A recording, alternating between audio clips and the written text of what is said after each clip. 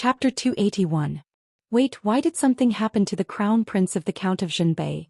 Jiang Pingji sat in the carriage and watched the bullet screen in boredom to kill time. Occasionally she chatted with the audience. Her sensitive ears heard the whispers of passers-by outside the carriage. She suddenly perked up and hurriedly lifted the curtain of the carriage, jumping out to inquire. This series of actions almost scared the people in the carriage and the coachman. The latter hurriedly pulled the reins and stopped the carriage. Lanting, how can you be so reckless? What if you accidentally hurt yourself? Lu Shi was so frightened by Jiang Pingji's action of jumping out of the carriage. When he came back to his senses, he found that his back was drenched in cold sweat. Jiang Pingji turned her head and said that she was fine. At the same time, she grabbed the commoner who was gossiping just now and repeated the previous question. Why did something happen to the crown prince of the Count of Zhenbei? The commoner was so frightened that he almost forgot how to speak. He looked at Jiang Pingji's attire and knew that she was not an ordinary person. He could not help but secretly curse his bad luck. It was not easy to serve a noble person. If he accidentally angered her, it would be difficult to keep his head.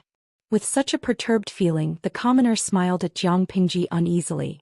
His smile was very forced. After a long time he squeezed out a sentence. This matter spread around last night. It said that the crown prince of the Count of Zhenbei fought with someone for the title of courtesan. There was a conflict and a few people were killed. The crown prince was weak and could not withstand the stimulation. He died on the belly of the courtesan. Jiang Pingji was speechless. Yuan Jing and the others and Lu Shi also recovered from Jiang Pingji's reckless jumping out of the carriage. They understood the reason for her loss of composure and their faces all turned cold. Wei Xi sighed and said, Feng Huayu's good intentions were wasted by the crown prince of the Count of Zhenbei. In order to control the situation, Feng Jin knew that the people from the northern borderline wanted to find trouble with the crown prince of the Count of Zhenbei. Instead he confronted them. Not only was he beaten up, but his right arm was also injured. He did not have the chance to participate in the assessment that was about to begin and missed a great opportunity to rise rapidly. The crown prince of the residence of the northern marquis was unaware of the danger. Instead of obediently going to bed at night, he ran off to compete with others for the title of top beauty. Beside him, Lu Jing glanced at Wei Xi, who was in the same carriage. There was a puzzled look in his eyes. He said strangely, From what Zixiao said, you're blaming the crown prince of the Count of Zhenbei for this matter. Could it be that there's nothing fishy about the northern borderline? Wei Xi smiled and said, You may not know this, but this crown prince of the Count of Zhenbei was originally the son of a concubine and was not favored. However, the bloodline of the Count of Zhenbei was declining. Most of the young men died on the battlefield, and the crown prince who had been established before died at a young age, not even leaving behind an heir. As a result, the position of the crown prince of the residence of Northern Marquis was given to the son of that concubine. It was impossible for a bastard son to be made a crown prince in an ordinary family. However, this bastard was already the only child and the residence of Count Zhenbei had no choice.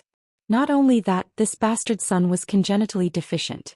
He had some defects since he was born in his mother's womb and he was prone to illness. The Count of Zhenbei regarded him as a fragile porcelain doll, and he did not even dare to speak loudly. They spoiled him to the extreme and gradually raised him to be blindly arrogant and foppish. Perhaps there are traces of the northern borderline in this, but this crown prince is courting death. There's no doubt about that. If he was smarter, he would have known to behave himself when Feng Huayu helped him avoid the disaster. Why would he fight for the title of courtesan belle then? Wei Xi said with a cold expression.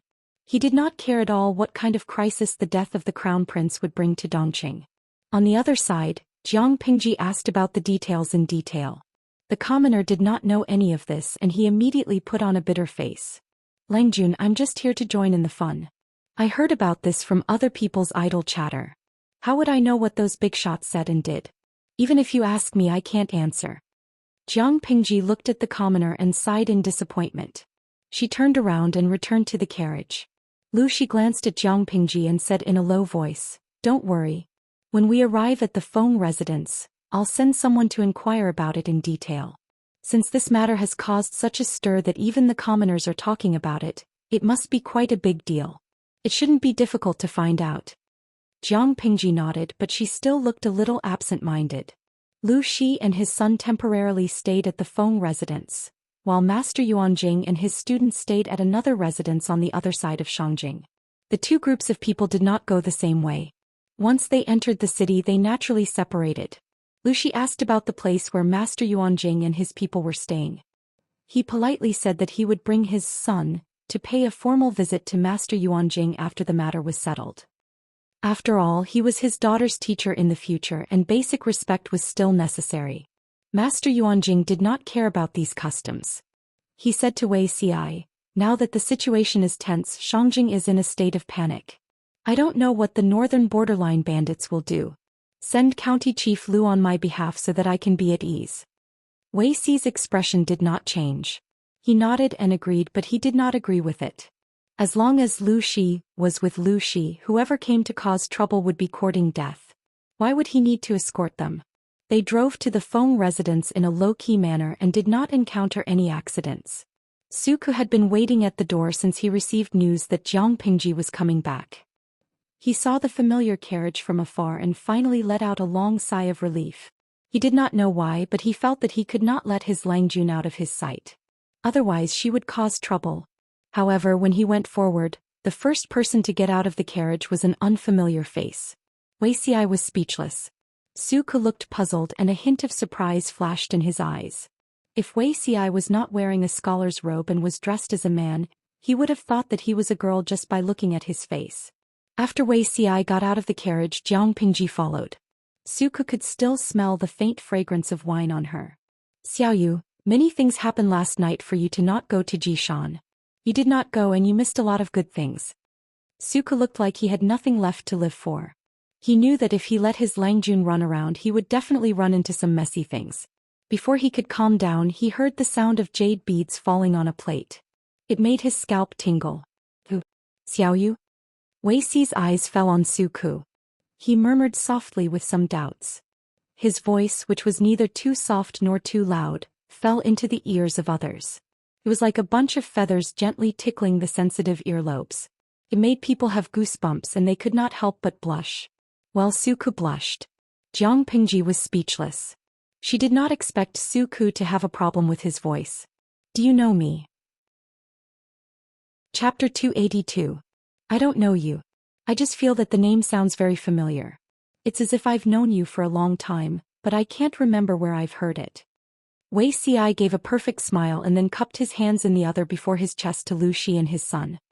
He said in a neither servile nor overbearing manner, "County Chief Lu and Langjun have safely arrived at the Feng residence. I have not disgraced my master's orders, so I will not disturb you any longer. I am afraid that my master will be waiting anxiously, so I will take my leave first." Lu Shi tried to persuade him to stay, but Wei Xi used the excuse that it was important to report and left. Suku asked in private, "Is that your new friend?" Jiang Pingji secretly rolled her eyes. She did not think that Wei Xi saw her as a friend. It was obvious that this man called Wei Xi for some unknown reason was very repulsed by her.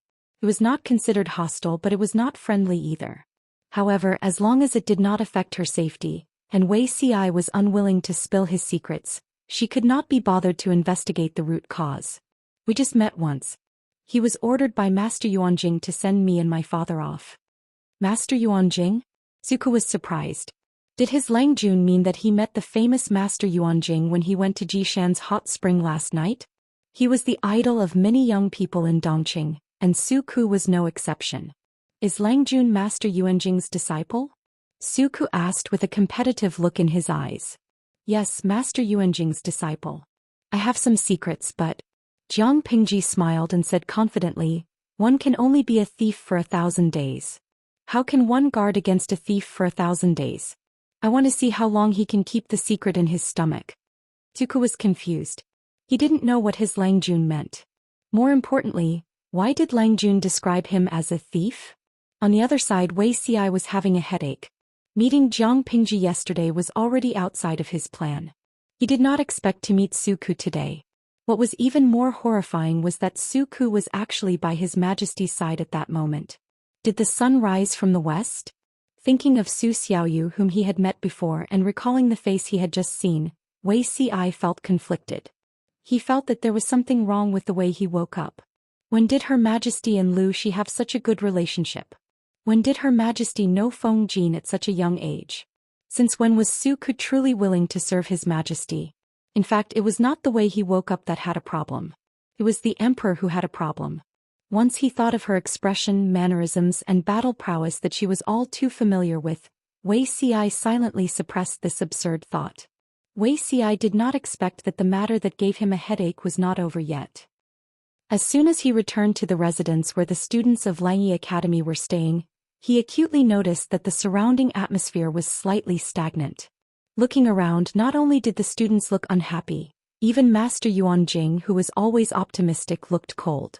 This scene made Wei Ci's heart tremble. He had a faint ominous premonition. Master, I have sent County Chief Lu and his sons safely to the Feng mansion. Yes, I understand. Mr. Yuan Jing seemed to have aged a little. His lips, which were usually curled, were now pressed into a straight line. His eyes were filled with frost. Master, did you encounter something difficult? Why do you look so distressed? Wei Ci asked. Master Yuan Jing restrained his expression, but the melancholy between his eyebrows was still eye-catching. I'm fine. You can go and review your lessons. Don't go out easily these few days. After saying that, he stood up with the support of the table beside him. His footsteps were faintly frivolous, which made Wei Ci very worried. After Master Yuan Jing left, the suffocating silence in the room was finally broken. Wei Ci looked at Zuda. Zuda, you have always been taking care of Master.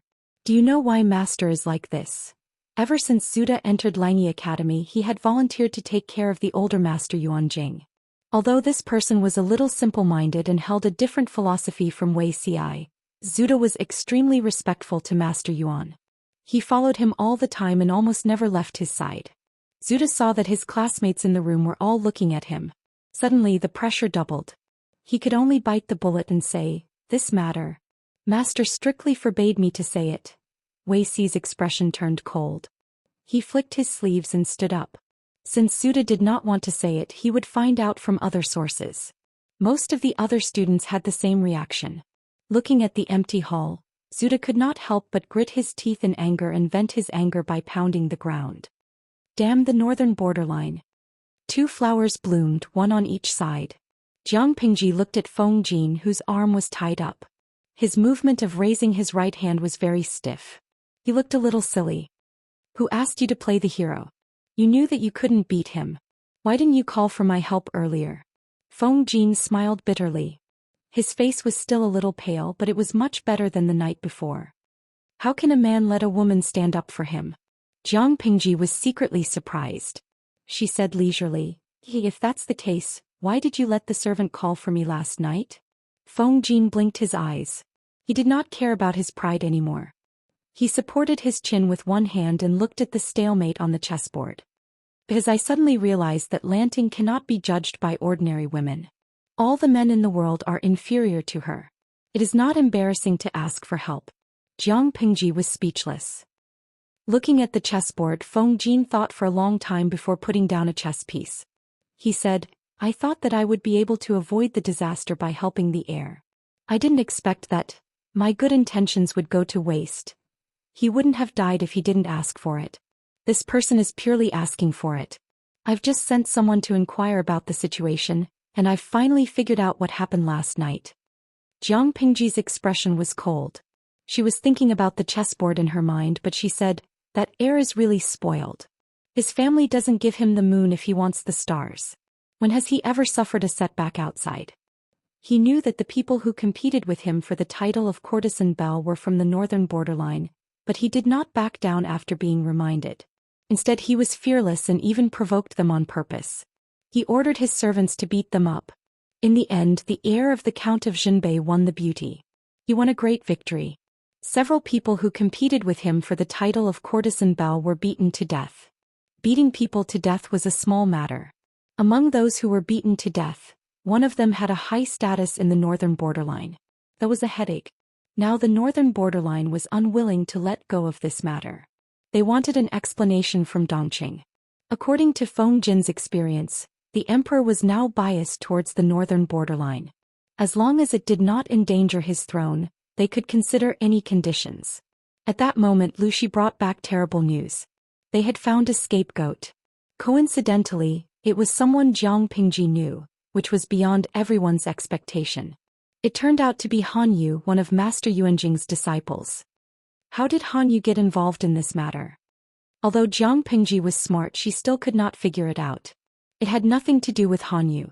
Even if they wanted to find a scapegoat, they couldn't just randomly find one. Chapter 283. Han Yu was really unlucky. Yesterday he managed to persuade Qing Jing to go to Zhou Xian's hot spring with him, but they didn't know which hot spring Yuanjing and the others went to. They had no choice but to send someone to ask, so they wasted a lot of time and happened to run into the prince of the Count of Zhenbei. In terms of blood relations, Han Yu was not related to the prince of the Count of Zhenbei. But if they were to be calculative, the two of them were still related. The prince of the Count of Zhenbei was the son of a concubine, so his status was slightly higher when he was invited to be the prince, so he was raised by his legal mother. Unfortunately, the legal mother was Han Yu's father's sister, so she was Han Yu's aunt. He knew that his aunt didn't like the son of a concubine, but she had to be nice to him for the sake of the Count of Zhenbei. Han Yu thought about his aunt and was aware of the current situation in Dongqing. He was afraid that something bad would happen to him, so he tried to persuade him. The prince of the Count of Zhenbei was arrogant and spoiled, but he still knew how to be respectful to Han Yu. However, it was useless to be respectful. Although he said that he wouldn't do anything stupid, his body still went to the brothel. Qing Jing snorted at that place and didn't go. Han Yu felt a little uneasy, but he couldn't stop the prince, so he followed him. He hoped that nothing bad would happen with him watching. Coincidentally, the courtesan queen was selling her virginity at a high price. The courtesan queen was so beautiful that the prince of the Count of Zhenbei was attracted to her. He wanted to buy her virginity at a high price, but unfortunately he ran into the spoiled nobles of the northern borderline, so the two sides got into a fight. The prince of the Count of Zhenbei killed someone in the chaos because he had the advantage in numbers. Han Yu tried to stop him, but he was accidentally injured. It didn't matter if he was accidentally injured or not. What mattered was that the prince of the Count of Zhenbei died in the belly of the courtesan queen, but the northern borderline didn't want to let it go. They insisted that it had something to do with Han Yu and dragged him into the mess, hoping that Dongqing would hand over Han Yu and give them an explanation. Jiang Pingji suddenly asked after listening to Lu Shi's story. "Father, did anyone expose Han Yu's identity last night? For example, did they say that he was Master Yuanjing's disciple?" Feng Jin listened carefully at the side. He was deep in thought. When Jiang Pingji asked, he suddenly understood. "Lanting, do you mean that the northern borderline is targeting Master Yuanjing by holding on to Han Yu?" Jiang Pingji nodded and said with certainty, "The crown prince of the Count of Zhenbei died suddenly in such a manner. He died a dishonorable death. The northern borderline should be very satisfied. But they didn't stop. Instead, they pushed Han Yu to the teeth of the storm and made things difficult for him. Of course, they have other plans. Han Yu was not a sensitive person like the prince of the Count of Zhenbei. Why would the northern borderline target him for no reason?" Jiang Pingji's conjecture made sense. Lu Shi remembered something after being reminded by her. Mr. Yuanjing had a war of words with the barbarians of the three tribes of the northern borderline. He argued for what was right and took back the 3 cities. The peace envoy sent by the northern borderline was called Wu Liser. He was one of the few barbarians who liked to read. It was just that this person was obstinate and self-opinionated. He had no respect for anyone. After reading a few classics and historical collections, he felt that he was well versed in the culture of the Central Plains. He was the one who suggested that the royal court of the northern borderline negotiate with Dongqing. He offered 3 more cities, surrender and annual tribute coins. He was not good at learning and was blindly arrogant. He gambled with Mr. Yuanjing and lost the 3 cities. He was so angry that he died. When Jiang Pingji heard the name Wu Liser, she suddenly thought of the barbarian general Wu Liba whom she had met before. Lu Shi seemed to see the doubt in her eyes. He suddenly smiled. Wu Liser is Wu Liba's uncle. Their tribe is called the Wise in the northern borderline. They serve the royal court as strategists or generals. In the northern borderline, people eat raw meat and drink blood. They are backward and barbaric. They also advocate looting. Few people have brains. When Dongqing was founded, they didn't take them seriously. But the recent 2 generations of the royal family of the northern borderline are quite courageous. They gradually realize the importance of brains, so they focus on promoting the wise. I guess they still bear a grudge against Wuxia's death. Lu Shi had always looked down on the 3 tribes of the northern borderline. He also didn't think that they could rule the Central Plains because the ratio of muscles in their brains was too high. A tribe that only knew how to destroy civilization but didn't know how to preserve, create, or continue civilization was destined to be inferior. Feng Jin listened carefully. His eyebrows were tightly knitted. So, the northern borderline wants to make things difficult for Mr. Yuanjing? Lu Shi said, they probably want to show off. Wuxia was known as the wisest person in the northern borderline. There were even rumors that he was the reincarnation of Civil Star. He enjoyed a very high reputation in the northern borderline. If he wasn't so confident and determined that he would win, why would he be willing to bet the 3 cities with Mr. Yuanjing? In the end, Wuxia almost couldn't fight back. The northern borderline's face was swollen. It was a small matter that his face was swollen. Wuxia was so angry that he vomited blood on the spot. After he went back, he was depressed and died of anger within a few days. Mr. Yuanjing trampled on the faces of the 3 tribes of the northern borderline. He was able to live peacefully in Laiyi. It was a skill. Feng Jin said worriedly, so Han Yu and Mr. Yuanjing, won't they be in danger? The northern borderline obviously wanted to take this opportunity to get back at them. Even if they didn't kill Mr. Yuanjing, they would kill Han Yu or kill both of them to ruin their reputation. For scholars, reputation and dignity were far more important than their own lives. Not to mention Mr. Yuanjing, who was a famous teacher in the 9 prefectures. Compared to Feng Jin's worries, Jiang Pingji looked calm. He seemed to be enjoying a good show. She said, Huayu, do you think Mr. Yuanjing will be troubled by such a small thing? He has been famous for many years. Although she had only met Mr. Yuanjing a few times and he seemed to be just an ordinary middle-aged man with profound knowledge and a kind personality, Jiang Pingji had always been a good judge of character. Although Mr. Yuanjing's appearance was getting old, his eyes were still young and full of vitality. Feng Jin was speechless. Jiang Pingji said with certainty, I believe that Mr. will solve this problem beautifully. In less than 3 days. Why 3 days? Because the evaluation would start in 3 days, and Han Yu would also have to participate. Unless Feng Jin was so unlucky that he hurt his hand and couldn't write, Mr. Yuanjing would never let his beloved disciple miss such an important life event. If he couldn't even do this, it would be a waste of the high praise and affirmation of the people in the world.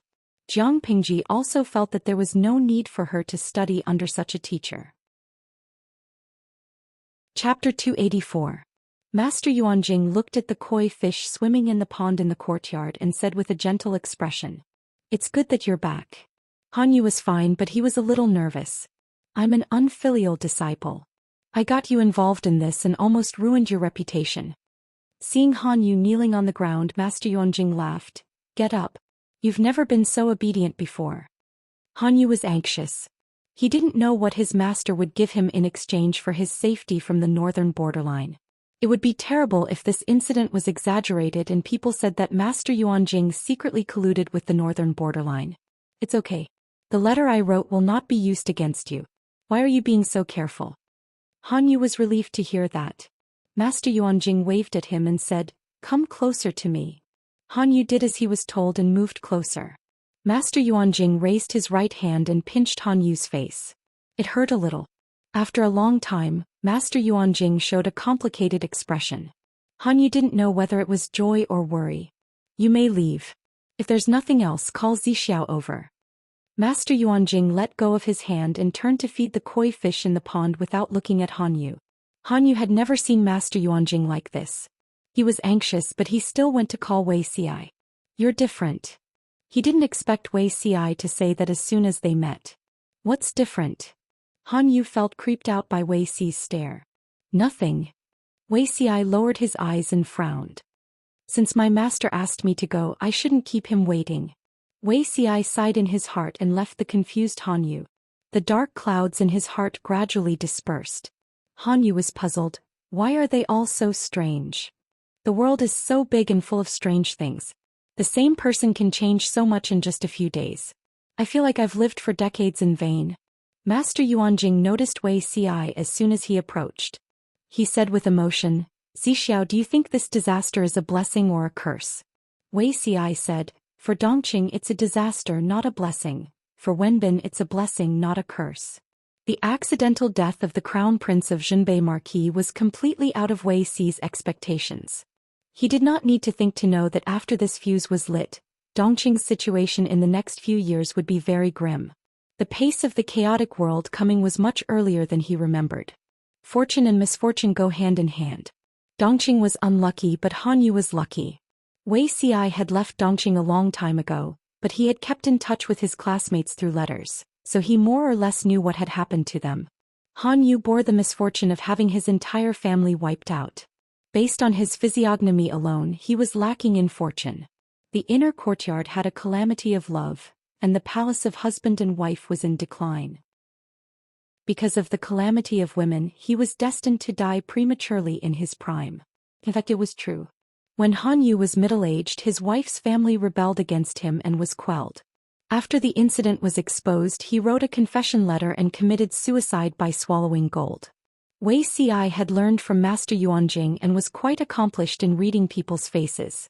Naturally, he could see the changes in Han Yu's facial features. Master Yuanjing smiled and said, "From the looks of it, Lu Shi is indeed the destined one." Wei Xi said in a soft but firm voice, "She is." Master Yuanjing was gratified at first, but then he showed a complicated expression. "She is still an unpolished jade. Although Lu Zhongqing has been guiding her, the effect is minimal. She is cruel and ruthless. If she doesn't change, I'm afraid she can't be a wise ruler." Wei Xi was silent. Could he say that Her Majesty had restrained herself a lot? She was not a wise ruler. She was not even close to being a wise ruler. The history books were mixed. Some people praised her for being open-minded, while others slandered her for being tyrannical. The former was debatable while the latter was notorious. Master Yuanjing tilted his head and seemed to be thinking. For a man in his 40s or 50s, this action was suspected of maliciously acting cute, but it complimented the person who was unusually young and energetic. Wei Xi said softly, "She is an unpolished jade, not a stubborn stone. No matter how much a stubborn stone is polished, it is still a stubborn stone. But an unpolished jade is different." He didn't know what had changed, but he could see the changes in Jiang Pingji. Master Yuanjing smiled kindly after hearing that. He raised his hand and knocked on Wei Xi's head. "You don't mean what you say." Wei Xi lowered his head and looked embarrassed. The news that Han Yu was out of danger had spread throughout Shangjing. Those who paid close attention to the matter had received the news. "I wonder what Master Yuanjing wrote that made the northern borderline given so easily." Feng Jin, the wounded man, had a comfortable life. Although he was a little depressed that he couldn't participate in the assessment, he quickly adjusted his mentality. While others were still writing furiously and reading through the night, he was drinking wine and fighting with Jiang Pingji on the chessboard. Jiang Pingji pouted and said, "The people in the northern borderline have muscles in their brains." Master Yuanjing's content must have hit the nail on the head to make such a boorish man bow down. The kind that slaps people in the face and they don't dare to make a sound. Jiang Pingji's judgment was almost always correct, even about Master Yuanjing. Feng Jin was curious and said, "Then guess, what did he write?" "Guess? I guess there are 3 possibilities. First, it's a strategy to attack the city and subdue the enemy. It's a vital part of the hinterland of the northern borderline. But no matter how wonderful the strategy is, it needs to be executed by the military force. If Master Yuanjing presents a strategy to subdue the enemy in the northern borderline, it's mainly a deterrent. It's a silent message. Did you see that? Such a strategy can kill you. If Dongqing can't handle it, I can rely on a country that can kill you." Feng Jin was amused by Jiang Pingji's vivid simulation. He almost choked on his breath. Jiang Pingji mumbled, "Second, maybe it's a secret of the northern borderline?" Feng Jin finally stopped smiling and asked her, "What about the third?" He knew Jiang Pingji was talking nonsense, but she had a serious expression on her face. That was why he was amused. "Third, I read a piece of history at home. The 3 tribes of the northern borderline are the descendants of the Qiangu tribe of the previous dynasty. They are brave and good at fighting. Each of them is fierce and ferocious. During the chaos of the 16 kingdoms, they burned, killed, and looted. They raped women and used women as food to satisfy their hunger. They even kept young girls in captivity to reproduce. In just a few decades, their population expanded from less than 200,000 to more than 3 million. Feng Jin listened carefully. He knew about this piece of history, but it had nothing to do with the topic, right? Jiang Pingji took a sip of tea to moisten her lips. She continued, the Qiangu tribe has a large number of elite rattan armored cavalry. The rattan armor is made with a special method by the Qiangu tribe. It's lighter and more portable than normal armor. It's hard for swords and spears to penetrate it. The rattan armored cavalry is very difficult to deal with. They became their weapon in the northern borderline. In the end, they even wanted to use the power of the rattan armored cavalry to conquer the Central Plains. They wanted to dominate the Central Plains. In a short period of time, no one could stop them. Feng Jin thought about it and said, I've heard of the rattan armored cavalry. In the end, 500,000 rattan armored cavalry were buried in Sichuan Plain. 500,000 was a bit exaggerated, but it was certainly not a small number. That was the history of the end of the 16 Kingdoms chaotic era. 500,000 rattan armored cavalrymen swept through half of the Central Plains. In the end, the prime minister of the great Xia dynasty Huangfu Fengmin set fire to the Sichuan Plains. No one survived. Jiang Pingji suddenly smiled. If I were Master Yuanjing, I wouldn't say anything else. I'll just say one thing. Do you remember the fire in Sichuan Plain that destroyed our ancestors' wild hopes of conquering the Central Plains? Feng Jin was stunned for a while. He said, did the 3 tribes of the northern borderline rebuild the rattan armored cavalry? Feng Jin thought about how scary the rattan armored cavalry was in the history books. He felt like his scalp was going to explode. Although the northern borderline was not a good place, it was rich in high-quality horses. It was not difficult to build a surprise army. Dongqing's terrain was flat. If the rattan armored cavalry broke through the northern borderline's defense line and entered the hinterland of Dongqing, it would be impossible to stop them. Jiang Pingji shook her head. She recalled the warriors of the northern borderline. Their armor was strange. She could not figure out what the problem was. She went back and flipped through the books that Qing had collected. When she saw the history of Sichuan Plain, she remembered. Jiang Pingji said, the rattan armored cavalry's weakness is too obvious. The Qiangu tribe fell because of it. How could the 3 tribes of the northern borderline be so stupid? In fact, according to Jiang Pingji's observation that night, the rattan armor that the 3 tribes of the northern borderline created did not seem to be very afraid of fire. If Master Yuanjing did that, it would at most be a warning to them. You're too young to play games with me. Feng Jin was speechless. Chapter 285. Feng Jin had always thought of himself as the son of an aristocratic family with a good upbringing. He would not do anything rude under normal circumstances. Until he met Jiang Pingji. He coughed until his cheeks turned red. He awkwardly tidied up the messy crime scene in front of him. He looked a little embarrassed. Lanting, Master Yuanjing is the respected headmaster of the world. How can you? At this point, Feng Jin really couldn't say anything. He realized that he couldn't find the right words in his mind. Jiang Pingji pouted and said, it's just a joke. I'm just saying it in a different way. I'm not trying to slander him. Why are you being so old-fashioned? Maybe if I said this to Master Yuanjing, he would agree with me. Feng Jin sighed. When it came to reasoning, he really couldn't win against the person in front of him. Master Yuanjing is broad-minded. He will not argue with a junior like you, Feng Jin said. Because of the severe injury on his hand, he would not be able to write for a while. Unfortunately, he missed the opportunity to participate in the assessment. Therefore, he had been very free recently. Jiang Pingji would ask him to play chess or chat to kill time. She did not want him to think too much. No matter if one was from a poor family or a gentry family, everyone studied hard for many years to rise to the top. Feng Jin did not show it on his face, but he was definitely not that carefree. Feng Jin knew Jiang Pingji's good intentions. What are you doing? After a game, Jiang Pingji asked Takshu to prepare a table in the courtyard.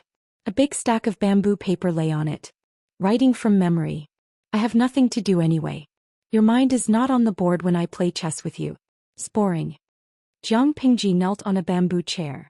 Takshu lifted her sleeves slightly and helped her grind the ink. Feng Jin felt a little awkward when Jiang Pingji saw through his absent-minded state. He quickly calmed himself down and changed the topic. Writing from memory? The task that Uncle Lu gave you?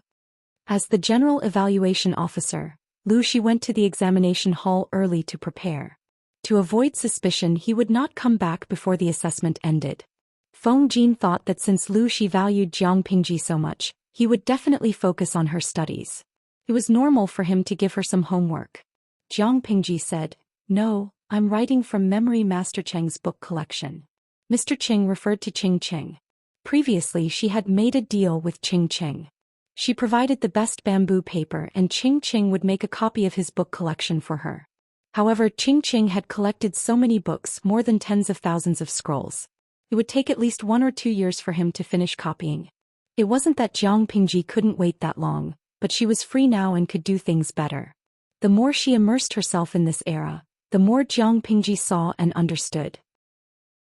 It was true that there were too many things in the ancient era that made her unhappy, such as the backward technology, the widespread illiteracy, the barbaric customs, the sexism. But it could not be denied that this era also had its brilliant aspects, such as the accumulated wisdom of the predecessors. She flipped through many books on the art of war and found that many of the concepts in them were very similar to what she had learned. Some seemed superficial, but the essence was very similar. It should be known that her previous era and this ancient era were separated by at least 10 to 20,000 years. Jiang Pingji slowly withdrew the contempt in her heart and changed her attitude. She studied and studied seriously. If not, she wouldn't have spent so much effort to get Qing Cheng's book collection. At the beginning of man, his nature is good. His nature is similar, but his habits are different. If he does not teach, his nature will change. Feng Jin sat at the side and watched her write these sentences. He thought about it carefully, but there seemed to be no familiar memory. However, the sentences were short and concise, and there was a profound truth hidden in them. His eyes lit up and he asked, "Who wrote this?" "It's simple and easy to remember." "It's interesting." As soon as Feng Jin asked, a bunch of bullet screens floated across the virtual screen. Lao Ciji Lianmeng, Young Feng Jin, this is the content of the 3-character classic. It's an enlightening textbook in ancient China. Yinuajia Zhuge Qinma. The 3-character classic was written by Wang Yinglin in the Song dynasty. Even if I told you, you wouldn't know who Wang Yinglin is. Shengleodi Dai. I checked on Baidu. The author of the 3-character classic is Wang Yinglin. Nongfu Shangquan Yudiangshuan, Wang Yinglin in the Song dynasty. But young Feng Jin's dimension doesn't have a Song dynasty, right?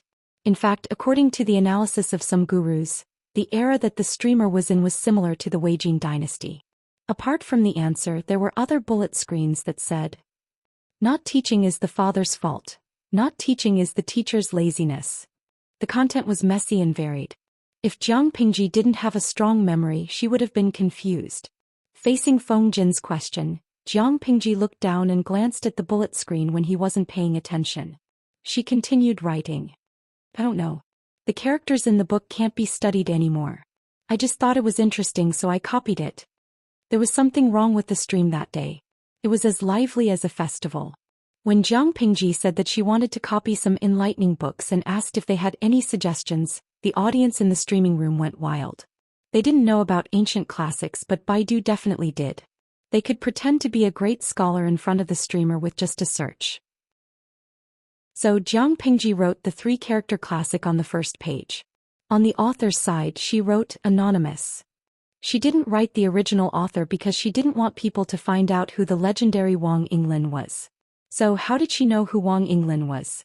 Feng Jin didn't find Jiang Pingji's answer strange. Qing Cheng's big boxes were too many. He also took a look at them from afar. The books were neatly arranged, which showed the owner's care. But many of the ancient books were incomplete, so it was impossible to find out who the author was. Mencius's mother chose a neighbor. Is this about Mencius's mother moving 3 times? Feng Jin stared at it without blinking. Many of the short and concise sentences came from the classic stories that people were familiar with. Every scholar knew about the story of Mencius's mother moving 3 times, but it was unheard of to summarize it in just 6 words. Faintly, Feng Jin felt something strange flash in his heart, but it disappeared too quickly. He didn't catch the feeling. Jiang Pingji frowned and complained, "You're disturbing me." Feng Jin frowned and stayed silent. Then he sat down obediently. Good, it's much quieter now. Jiang Pingji continued to copy. The audience in the streaming room also helped her find all kinds of annotations. But they didn't copy and paste from the same web page, so the content was very messy. She could only delete and edit, which wasted a few pieces of bamboo paper. Some audience enthusiastically helped Jiang Pingji, but naturally there were also audience members who were watching the show and complaining. Chapter 286. Dora aiming. At least the host didn't say that the three-character classic was written by her. The author's name is anonymous. Xiao Wanzi. In fact, I think the streamer's way of doing things is smart.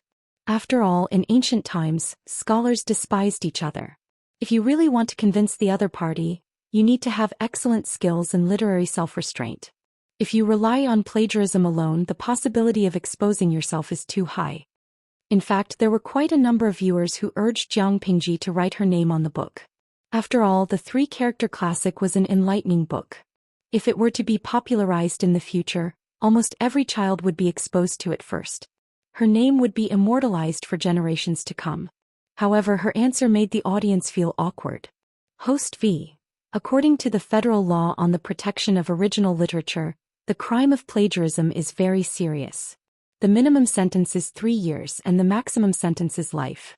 Even if you're not sued by the original creator, 90% of the profits will belong to the original creator, and you'll have to pay a high amount of psychological damages. Apart from this reason, Jiang Pingji had another more important reason. Her gaze was fixed on the distant future, not the petty gains in front of her. The three-character classic given by the audience in the streaming room was very short. It did not take Jiang Pingji long to finish copying it. She asked Taxi to dry it with an incense burner. Feng Jin had nothing to do, so he sorted the dried papers according to their contents and bound them into a booklet. Compared to the books he had read before, this short three-character classic was very shallow but easy to understand. Sigh, with the chaos of the 16 kingdoms, who knows how many treasures have been lost and their inheritance broken. Feng Jin read the three-character classic over and over again. As smart as he was, he vaguely knew the true purpose of this book. Because of Jiang Pingji's misdirection, he had already determined that this was the only copy that had been lost during the chaotic times of the 16 kingdoms. He did not know where Qing had found it from. It was already difficult enough to maintain a relatively complete content, so he did not dwell on the question of who the author was. Because of this, Feng Jin admired Qing Cheng's persistence even more. In his opinion, that was the true strength of a scholar, and not the mutual deceit and intrigue of the court. Jiang Pingji listened and casually said, "They are all unique copies. Once they are destroyed or the people who know the contents are gone, the future generations will never be able to read the contents. If we can expand the scope and everyone has a copy, or if more people read it, it will be easier to pass it on." If an era wanted to progress, books could not only belong to one family or a small group of people. It just so happened that the current situation was that many precious, unique copies were in the hands of one or a few landowning households that had existed for a long time. If these landowning households met with misfortune, the unique copies might be lost or completely disappear, and the inheritance would be severed. There were many reasons for this phenomenon, but in Jiang Pingji's opinion, there were two main reasons. Firstly, the technique of papermaking had not yet matured. The bamboo slips were heavy and the paper was light. In other words, the technological productivity of society was insufficient, causing the cost of studying to be too high, and ordinary people could not afford it. If they couldn't even afford to eat, who would have extra money to study? Secondly, the monopoly of the special class on the inheritance of knowledge systems. The former was still manageable, but the latter was too difficult. If he wanted to break the current system of passing on knowledge and popularize education, it was inevitable that he would come into conflict with these aristocratic families that monopolized knowledge. Just by thinking about it, she could guess how great the pressure was. However, the road was made by people. As long as one had the heart, there was nothing in this world that was impossible. Feng Jin did not reply, but the way he looked at Jiang Pingji was different. Jiang Pingji noticed this detail, but she did not care. She continued to deal with the various annotations that gave her a headache. At that moment, she especially missed the virtual network and the powerful AI system. She had everything she wanted. Why would she need to copy it by hand? System, are you dead?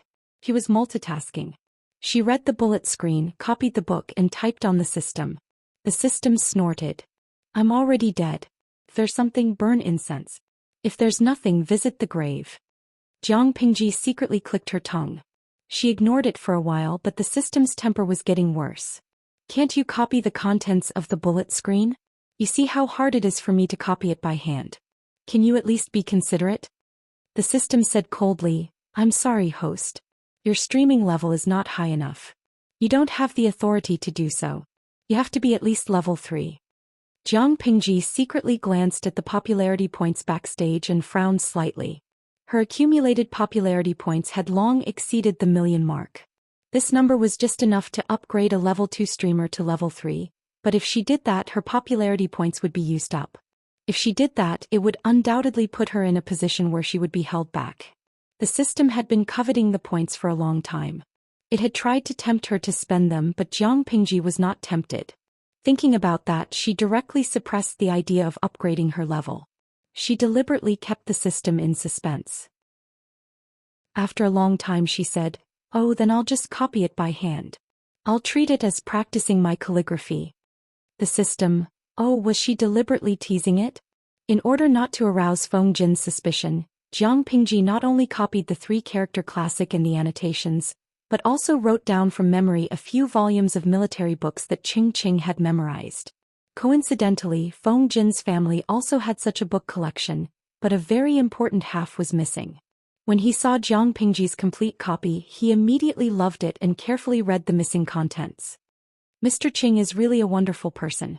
Feng Jin sighed from the bottom of his heart as if he had obtained a treasure. My father loved this book. He often lamented that he could not see the whole book in his lifetime. He searched all the houses but could not collect it completely. I didn't expect that I would be able to see the whole book. Time passed quickly as Jiang Pingji copied and wrote. In the blink of an eye, it was time for the assessment. The assessment was the current selection system of Dongqing. It was similar to the 9-rank system that the audience was more familiar with, but there was a big difference between the two. The assessment was conducted every 3 years. The top 3 categories were family background, morality, and knowledge, while the bottom 3 were appearance, ability, and temperament. Family background was needless to say. It depended on one's father, mother, and ancestors. It was better to reincarnate than to learn well. Morality belonged to the category where one could cheat and get a good score by bribing the assessment officer. Knowledge, the general assessment officer would set the question and answer within a time limit. Appearance, in short, was based on the face and the way they dressed. When the time came, they would see a group of gorgeously dressed sissies. As for ability, this criterion was rather vague. Basically, it was a person writing an ability report and bragging about it. This item was linked to one's knowledge. If one bragged too much, one's knowledge would be rejected by the general evaluation officer, and there was basically no hope for one's ability. Temperament, this category was interesting. It completely depended on the general assessment officer's personal preference. If he liked you, he would give you a score. If he liked you, he would give you a score. If he disliked you, he would have a bad temperament. This was also the category where it was easiest to cheat. Looking at the above 6 categories, the general assessment officer played a very important role in it. It was different from the closed examination that the audience in the streaming room knew. The assessment was more like a large-scale royal gathering. As Lu Shi's son, Jiang Pingji naturally received an invitation. Looking at the invitation, Jiang Pingji spat out a sentence after a long time. I have never seen such a childish assessment. Chapter 287. Jiang Pingji, General of the Federation, female, former commander of the 7th Corps. Why was there a prefix of former? Because she had died in battle. However, the person who clearly remembered that she had died in battle had now opened her eyes. Don't, let go of me, go away, bastard, help. The sound of crying filled her ears, causing her to have a splitting headache. She tried to open her eyes but found that her vision was dark. She could faintly see figures moving in front of her, and there were also innumerable tragic cries, the sound of clothes being torn, and the sound of evil laughter mixed in. She felt that a long time had passed, but in fact, it was only a moment. When a malicious and unfamiliar aura approached, her body had already reacted subconsciously. Ouch! Jiang Pingji had already rolled over and stood up. She formed a claw with her right hand and broke the arm of a strange man. At that moment she looked around coldly and found herself in a dark and dilapidated woodshed. The surrounding air was dry and suffocating, filled with all kinds of pungent smells. Thick dust floated in the air which made her sensitive sense of smell suffer. "Boss. This bitch." It was a strange language, but the emotions in the words revealed malice and hostility. Hearing this voice, she subconsciously frowned and raised her foot to step on the person whose arm she had broken. She stepped on his face to the ground and twisted it so hard that his whole face was covered with reddish-purple color. Jiang Pingji's eyes darkened. She exerted force on her foot, and with a soft sound, white brain matter mixed with blood burst out from the broken skull. The person was dead as a doornail. The movement in the corner startled the people who had lost their minds. Jiang Pingji looked at them coldly and anger brewed in her chest. What did she hate the most? One was betrayal and the other was treachery. Although she didn't know why she who had died in battle had woken up, the scene in front of her clearly told her that a group of beasts was bullying and humiliating more than 10 innocent and young girls. Some of them were even lying lifelessly on the ground. Animals. Damn it. When the two half-naked men saw this, they spat on the ground and stared at her with evil eyes. It was as if they wanted to see through the layers of clothes on her body and see the undeveloped body. However, when they saw the head that was crushed by her foot, all their charming feelings flew away. Bang bang bang. Jiang Pingji had always believed in the principle of using one's fist rather than one's mouth. The men in the room had obviously been branded as prisoners on death row by her. It was obvious that she had nothing to say to a few dead people. Her figure flashed, and her fist directly hit the vital point of one of the men's lower abdomen. The sound of bones cracking could be heard. Jiang Pingji's current strength was less than 1% of her peak, but it was no problem for her to deal with these small fries. Some of them tried to use the unfamiliar girls as shields, but she took advantage of the gap. She grabbed their hair bun and smashed their heads to the ground. Their heads were split open and they died. The thick blood soon filled the small and dim room. Woo-woo. After crushing the last person's neck, Jiang Pingji's cold expression loosened for a moment. She looked at the girls who were disheveled and had disheveled skin. Perhaps they were frightened. They huddled in a corner with tears on their faces. It was a very strange scene. She didn't even know what had happened to her. "Who are you?" she asked, but when the girls heard her, it was a strange pronunciation. They couldn't understand her at all. "They've been killed. You're safe." Jiang Pingji didn't like to talk much. Only her subordinates took the initiative to smile at her. She rarely took the initiative to communicate with others. After all, her mouth would offend people whenever she opened it. She could overturn people with a glance. Over time she had offended many people, so she was too lazy to speak. Seeing the horror in the girls' eyes as if they had seen a ghost, Jiang Pingji was silent. It seemed like there was a language barrier. She tried to switch to a few interstellar languages that she was familiar with and spoke them one by one. Not only did the negative emotions in the girls' eyes not calm, but they became more intense. While communication failed, Jiang Pingji shrugged helplessly.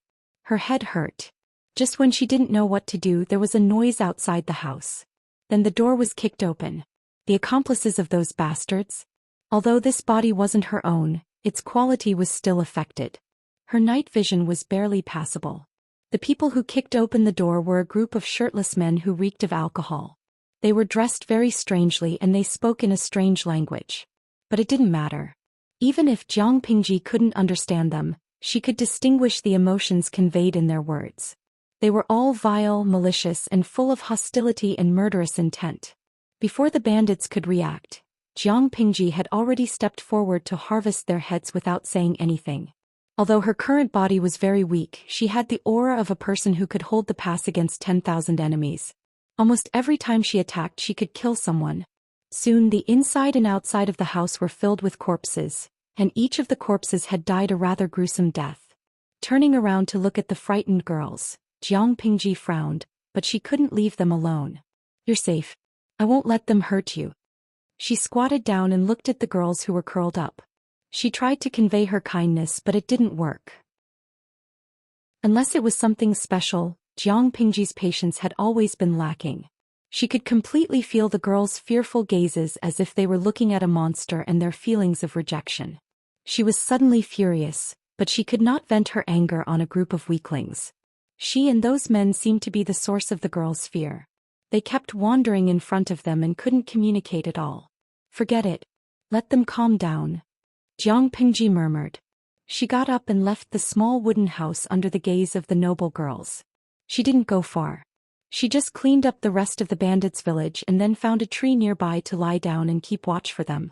After dealing with the panic, Jiang Pingji had time to think about the strange things that happened to her. First of all, this body wasn't hers. It was too weak. It was a compliment. If it had been her in the past, she could have easily penetrated the opponent's front and back with one punch, not just shattering the opponent's internal organs. Secondly, this body was still very short. Maybe it was a dwarf. Why did she make such a judgment? Because she found that her sight was too low. She estimated that it was less than 1.5 meters above sea level. Until midnight, the girls in the house seemed to calm down. Jiang Pingji planned to communicate with them again, but the girls screamed in fear when they saw her. Some even threw things at her. Although she wasn't hurt, it still annoyed Jiang Pingji. I can't communicate at all. Jiang Pingji dodged the debris and returned to the tree where she had been hiding. She kept her eyes open and watched the night. Although the girls were hostile to her, most of them were frightened. They were probably frightened. She was the leader of the army. She would not be calculative with the weak. After one night, the next dawn came. When the sun was high in the sky, some strange figures appeared at the foot of the mountain in the distance. Those people seemed to be looking for the girls. Jiang Pingji looked at them from afar and then jumped into the forest. She wanted to find out what the hell this place was. Chapter 288. It was already late autumn and the world was already playing the prelude to winter. Everything was covered in gold, and the air was filled with a sense of depression. However, the desolation of autumn did not affect the desire of the people in Xianxia to watch the fun. The wide road had been cleared, and both sides were guarded by armed officers and soldiers. They blocked the people who wanted to see the young Langjuns. When the auspicious hour arrived, more than 100 carriages with red silk hung on them slowly drove to the royal garden. The pedestrians on both sides were craning their necks. Hey, that Langjun is so good-looking, like a fairy. I wonder which family he is from. I don't care which family he is from. We are just ordinary people. This is the only time we can see him. More than 100 red silk carriages set off from the auspicious hour and paraded along the main street of Xianxia. The curtain of the carriage was lifted, revealing the Langjuns sitting inside. Each of them had red lips and white teeth. Their clothes were bright and beautiful and their appearance was not bad. Occasionally their eyes would wander and fall on the unmarried women. It was as if their souls could be sucked away. Even though there was a huge disparity in status, many unmarried women would dress up beautifully today. They wanted to talk but were too shy to flirt with the young Langjuns in the carriage, hoping to make a good relationship. Jiang Pingji sat in a private room by the window in a tea house. She could see the lively scene on the street if she turned her head slightly. It's like a courtesan parade. It hurts my eyes. She took a sip of tea, glanced at the carriages with red silk that happened to pass by, and silently looked away. The audience in the streaming room had the same idea as her. When they heard that there was a parade before the evaluation and that they could see the high-quality young men who would participate in the evaluation, they all clamored and moved their stools over. They craned their necks and waited for the parade to begin. However, when the first carriage passed by, they all covered their eyes and whined that they were going blind. Rufu Ruzi Wuyangji, I am here to see handsome men, not to have my eyeballs removed. Host, you are so unkind. Lao Siji Lianmeng. If the host did not say that this is a serious activity, I would have thought it was a courtesan parade. Chao Lao Ai Ru wife. No, upstairs, which courtesan is so good-looking? Aren't they afraid of going bankrupt? Maishi Zhao Zilong, #smirk. Even Chao Lao, who has a strong taste, can't accept this. Jiang Pingji originally wanted to complain, but when she saw the complaints in the streaming room, she almost choked on the tea she was drinking. Although it was a little embarrassing, at least it was not too embarrassing. Feng Jin, who was sitting opposite her, was more miserable. He almost spilled the tea on his brand new clothes. If he had not swallowed the tea, he would have choked and spat it out. Lanting, you are really, I'm just telling the truth. They are much more ostentatious than the courtesan parading through the streets. Jiang Pingji said with a smile. Her eyes were like a pair of crescent moons. I thought it was a pity that you missed the assessment because of your hand injury. But when I think of you sitting in a red silk carriage like them, dressed gorgeously wearing pink, red and green clothes, I can't bear to look straight at you. The weather had completely turned cold, but that did not stop the people's passion for dressing up. Their clothes were mostly bright colors like lotus root pink, water green, lake green, dark blue, spring green, willow yellow and scarlet. The lapels of their clothes were slightly loose, revealing some of their collarbones. Their hair was tied up with a jade crown and decorated with delicate silk flowers or blooming red plum branches. Their faces were covered with a thick layer of snow-white powder that was as white as a limestone wall. Their lips were mostly painted with bright red lipstick, giving people goosebumps all over their bodies. She could not understand the aesthetics of the people in ancient times. The people who were ugly to her were as beautiful as fairies in the eyes of the people downstairs. Jiang Pingji took a deep breath. She had to admit that the Langjuns were indeed very good-looking. But their makeup skills were too destructive. Jiang Pingji could not help but wonder if the poor kids had offended the stylist. Bah, where did the stylist come from in this era? Feng Jin looked at Jiang Pingji helplessly. He did not know whether to laugh or cry. This is the fashion in Shangjing. The gentry's sons are after it. It doesn't matter if it's 100 people or 1,000,000 people. Ugly is ugly. The so-called beauty does not mean putting all the good things on your head. If that's the case, it's better to look at a vase. Jiang Pingji pouted, which made Feng Jin speechless. Feng Jin coughed and said, "Lanting is still young. You will understand when you grow up." Jiang Pingji glanced at Feng Jin, which made him feel uncomfortable. "If you think that's beautiful, why don't I see you wearing makeup?" Jiang Pingji looked at him from head to toe. He was wearing a green scholar's robe with layers and wide sleeves. His black hair was tied up neatly with a simple and natural crown. He looked refreshing. Feng Jin's fingers paused. He shook his head and suddenly said, "I'm born beautiful. I don't need any accessories." Jiang Pingji was speechless. "Young Feng Jin, even if you're narcissistic, you're still so elegant and refined." Jiang Pingji was bored to death. She supported the window with one hand. The red silk carriages passed by the tea house one after another. The people seemed to have turned into star chasers. They stared at the Langjuns. Many girls even took off the sachets on their waists and threw them at the carriages when they saw the men they liked. Perhaps they were used to it, but many viewers in the streaming room seemed to be able to accept it. Jiang Pingji was speechless. Suddenly, there was a Mimi who felt sorry for the audience's aesthetics. Had it been destroyed? Just as she was about to doze off, the bullet screen in the streaming room suddenly surged out like a blowout. It almost covered every inch of the virtual screen. Jiang Pingji frowned. She didn't understand what these people who were obsessed with looks had taken the wrong medicine this time. "Zhaoquankyuo, I saw my husband. He's so handsome. Yusubi Sangwashan, I feel like my eyes are healed. It's great, oh, greater than over equal to V. Oh, Lao Ciji Lianmeng. I heard the sound of flowers blooming. Xiang Chenghai Jishui, Mama asked me why the screen of my phone is wet. I haven't licked it enough. Sans Hisong Shiningsher, it's blown out." The ascetic Adonis seems to have torn his clothes. She turned her head to look downstairs. She heard Feng Jin's laughter. "This Langjun looks unfamiliar. Which family are you from?" The man was wearing a dark blue robe with wide sleeves. The dark color did not make him look old. Instead, it made his snow-white skin look even more beautiful. His face was like jade, his hair was like splashes of ink, his lips were red without lipstick and his eyebrows were green without any makeup. Unlike other people who looked at the people and smiled, he was sitting still. He closed his eyes and seemed to be deep in thought. His eyebrows were slightly furrowed. With her excellent eyesight, Jiang Pingji could even see his slender eyelashes.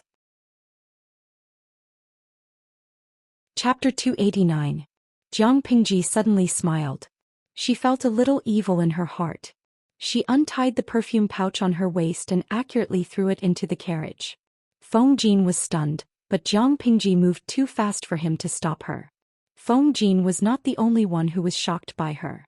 Wei Ci, who was silently reciting the mind-clearing formula in the horse carriage, felt something strange in his arms. He could not help but open his eyes and saw a delicate yellow sachet. Although it was made for a man, it looked very similar to a woman's and looked somewhat familiar. He picked it up. There was a small she embroidered on the corner. His heart tightened and his pupils shrank. He suddenly turned his head to look out of the car. With just a glance, he discovered a familiar figure leaning against the window, revealing a somewhat evil smile at him. Wei Xi turned his face expressionlessly. He clenched his teeth and held the sachet tightly in his right hand. He curled the sachet into a ball until his knuckles turned white and blue. His chest was in turmoil. Jiang Pingji laughed. Her eyes flashed with interest. Lanning, are you interested in that, Langjun? Feng Jin watched Jiang Pingji's sachet fall into the strange Longjuan's carriage. He could not stop her. Why do you say that? Jiang Pingji turned to look at Feng Jin and said, I just feel that he is pure and not pretentious. He is very different from other coquettish bitches. Didn't Huayu notice? That woman is as beautiful as Huayu. Feng Jin was speechless. Suddenly he could not look at the term natural beauty in the eye. He took a deep breath and said, Lanting, playing around is one thing. How can you give a sachet to an outsider? Don't worry. I know that, Langjun. I was just joking. He won't mind. I was just scaring him. Even if Wei Xi did mind, he would not have the guts to say it. She was very sure that she had never met Wei Xi before she came to Shangjing, but he seemed to have a good understanding of her. He could even be considered to be familiar with her. Not familiar with Lu Shi but familiar with Jiang Pingji. That was interesting. She could not help but want to tease him. She saw others throw handkerchiefs and sachets, so she did the same. Jiang Pingji smiled and took a sip of tea. Feng Jin looked at her and felt tired. The people in the carriage after Wei Xi were all acquaintances whom she had met once or twice. Unlike the Langjuns who grew up in Shangjing, the Langjuns in Shangjing were used to dressing up luxuriously. There was a sense of decadence in their extravagance.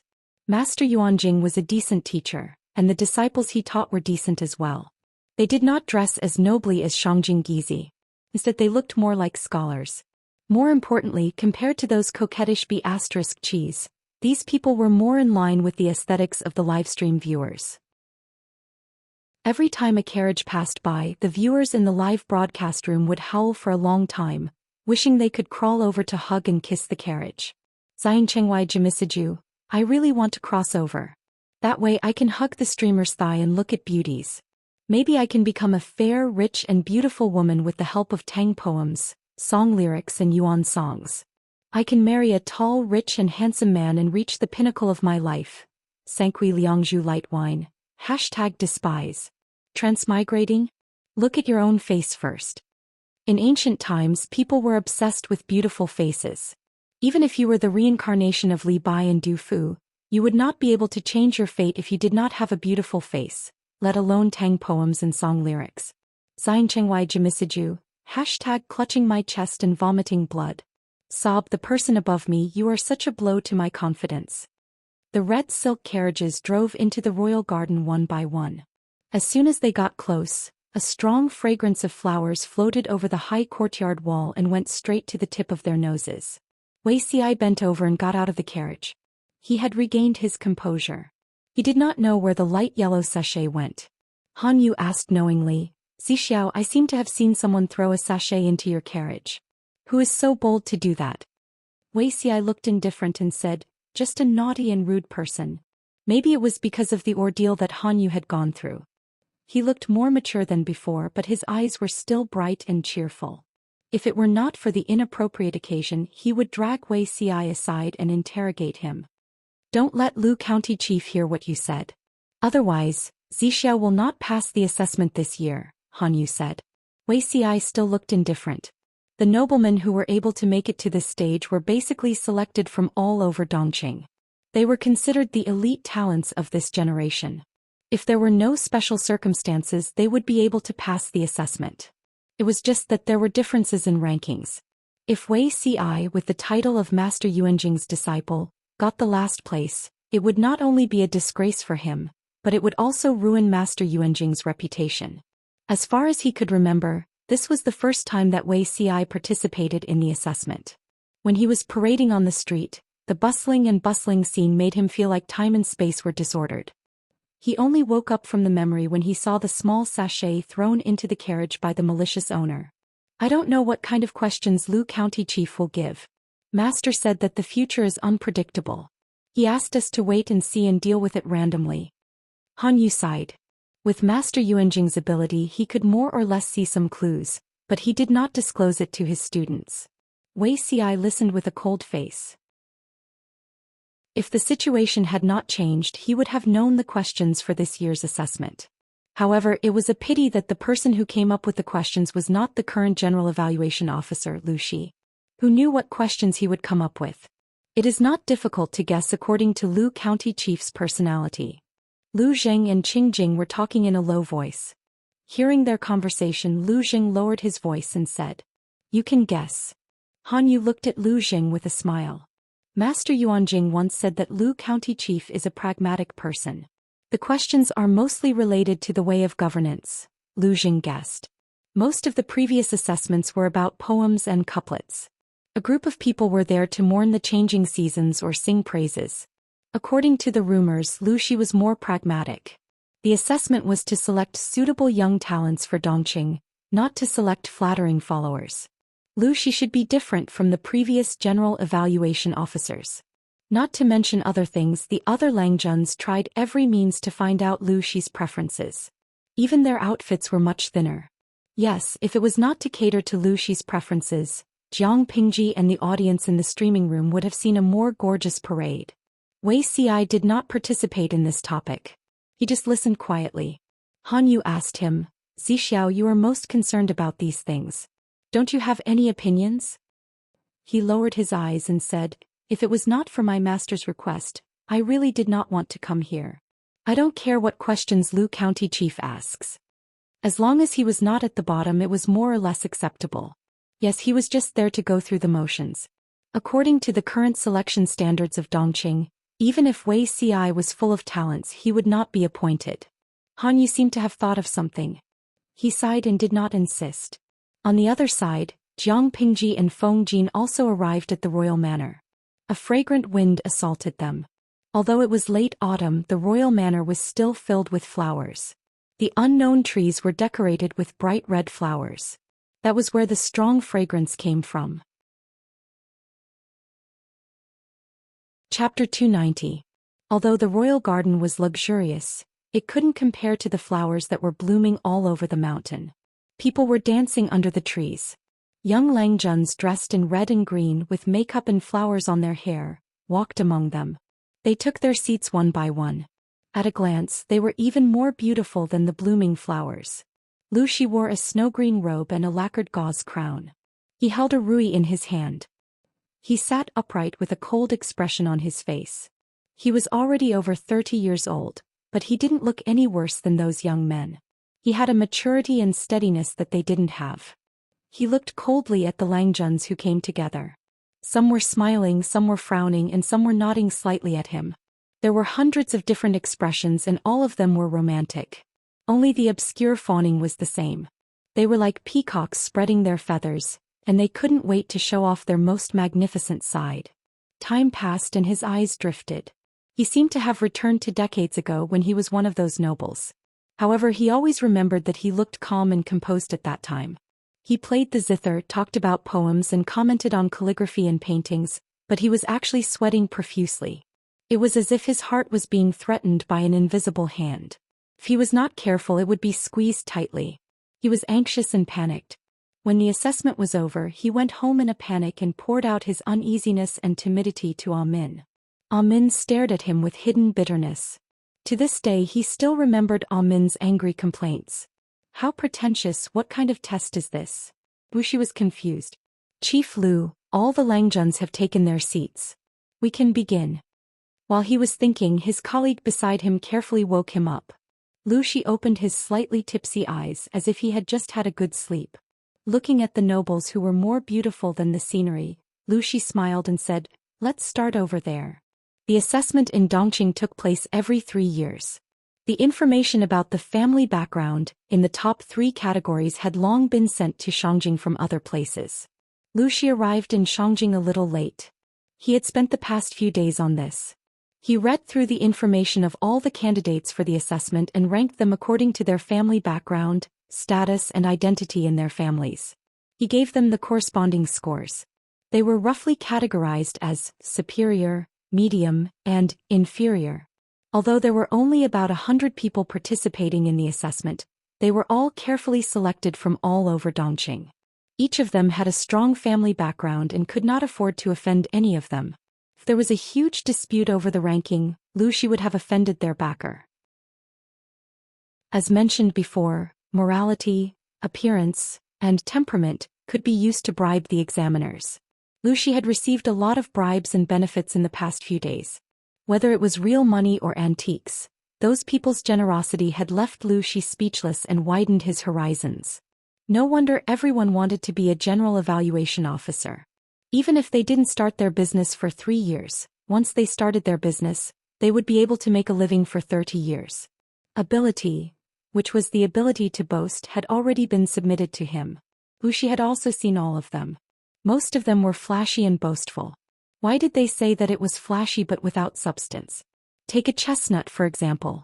A person with a thin waist who took 5 distilled powder all day, which caused his skin to be too delicate. He could only wear soft old clothes and couldn't even take a shower. Yet he could draw a bow that could kill 2 birds with 1 stone and fight 2 tigers alone. Wasn't that funny? Oh, maybe it was the kind of tigress that sweated the silk clothes and knocked the jade pillow with a golden hairpin? Lu Shi inadvertently became an experienced driver and drove a car in an artistic manner. It was called an assessment, but it was more like a large-scale gathering with a purpose. All the Langjuns were showing off their talents. Those who dared to show off their talents all had something up their sleeves. Lu Shi had thought it was boring at first, but now he was more into it. The atmosphere was very harmonious. As mentioned before, the assessment was more like a large-scale gathering of the royal family. Those who participated were not only the nobles, but also many important ministers and their families. The emperor, his concubines, princes and concubines would all be there. Although there were many people, it didn't seem noisy. Lu Shi didn't remember such a scene. How would Jiang Pingji, who was a future general, know how to deal with it? Fortunately, as the legitimate son of the Feng family, Feng Jin had been through all kinds of big events since he was a child. He could still talk and smile with others. With Jiang Pingji, who was a burden. He was like a butterfly flying through flowers. He greeted and talked to everyone he met and didn't forget to introduce Jiang Pingji to them. They were all a group of wily old foxes. Even if they hadn't heard of Jiang Pingji before, they didn't dare to ignore her just because she was the son of Lu County Chief. Jiang Pingji followed Feng Jin and did know many people. Lanting, you don't like to talk to people? Feng Jin sat down in his seat according to his status. He tilted his head and asked her. Jiang Pingji sighed and said, "No, I just feel that the circle of nobles is really messy." Feng Jin was dumbfounded. The circle of nobles was really messy? He could recognize the 4 words separately, but he couldn't understand them when they were put together. However, as smart as he was, he could figure it out just by looking at the literal meaning. Why do you say that? Feng Jin couldn't help but laugh. He was not prepared for Jiang Pingji's shocking words, so he moved closer to her and lowered his voice. Nowadays, men are actually so popular? Even if she came from the future world, which was abnormally open, not everyone was gay. However, after meeting so many people with Feng Jin, she sincerely suspected that she had entered a world of pornography. She even had an illusion that she was probably the only straight man in the world. Bah, she was a woman. Feng Jin's snow-white skin was dyed a little red. He said uncomfortably, "Can your eyes not look around?" Jiang Pingji clicked her tongue. "Are you asking me to close my eyes and not look?" When she saw the other party, her brain would automatically think and analyze. Could she be blamed for that? It was a professional habit that she had developed over the years. It wasn't something that she could change even if she wanted to. Feng Jin choked and had a strange expression on his face, but he still added in a low voice. "The relationship in the court is messy. As long as it doesn't affect the continuation of the family line, it's very common to become brothers. Many sworn brothers would even buy betrothal gifts for the other half so that the other half could get married and have children to continue the family line. After all, there were 3 ways to be unfilial, and having no descendants was the worst. Longyang's division of peaches was already against the family line. If one of them died because of this, how could he face his ancestors 100 years later? Jiang Pingji squinted her eyes, which made Feng Jin feel uneasy. There was always an indescribable feeling in his heart. I'm not interested in this kind of hobby. Lanting, you don't have to look at me like this. It's weird. It was usually fine, but when Jiang Pingji stared at him seriously, Feng Jin always had the strange illusion that his whole body was being seen through. Jiang Pingji giggled and said to him, "Why you is upright and upright? Why are you afraid of me?" "I'm not afraid. I just don't like it." Feng Jin said helplessly, "Sit properly. If others see you like this, they will most likely blame County Chief Lu for not raising you well." Suddenly he remembered something and reminded her, "Lanting, remember not to run around. The royal villa is not like your own home. Every move of yours is being watched. Don't talk and don't do anything. Just be quiet, okay?" Chapter 291. Jiang Pingji's words could not be trusted, including the punctuation. Although Jiang Pingji had never participated in a large-scale party in the ancient times, she had participated in one in the previous era. As the most powerful military leader in the Federation, she had people supporting her wherever she went.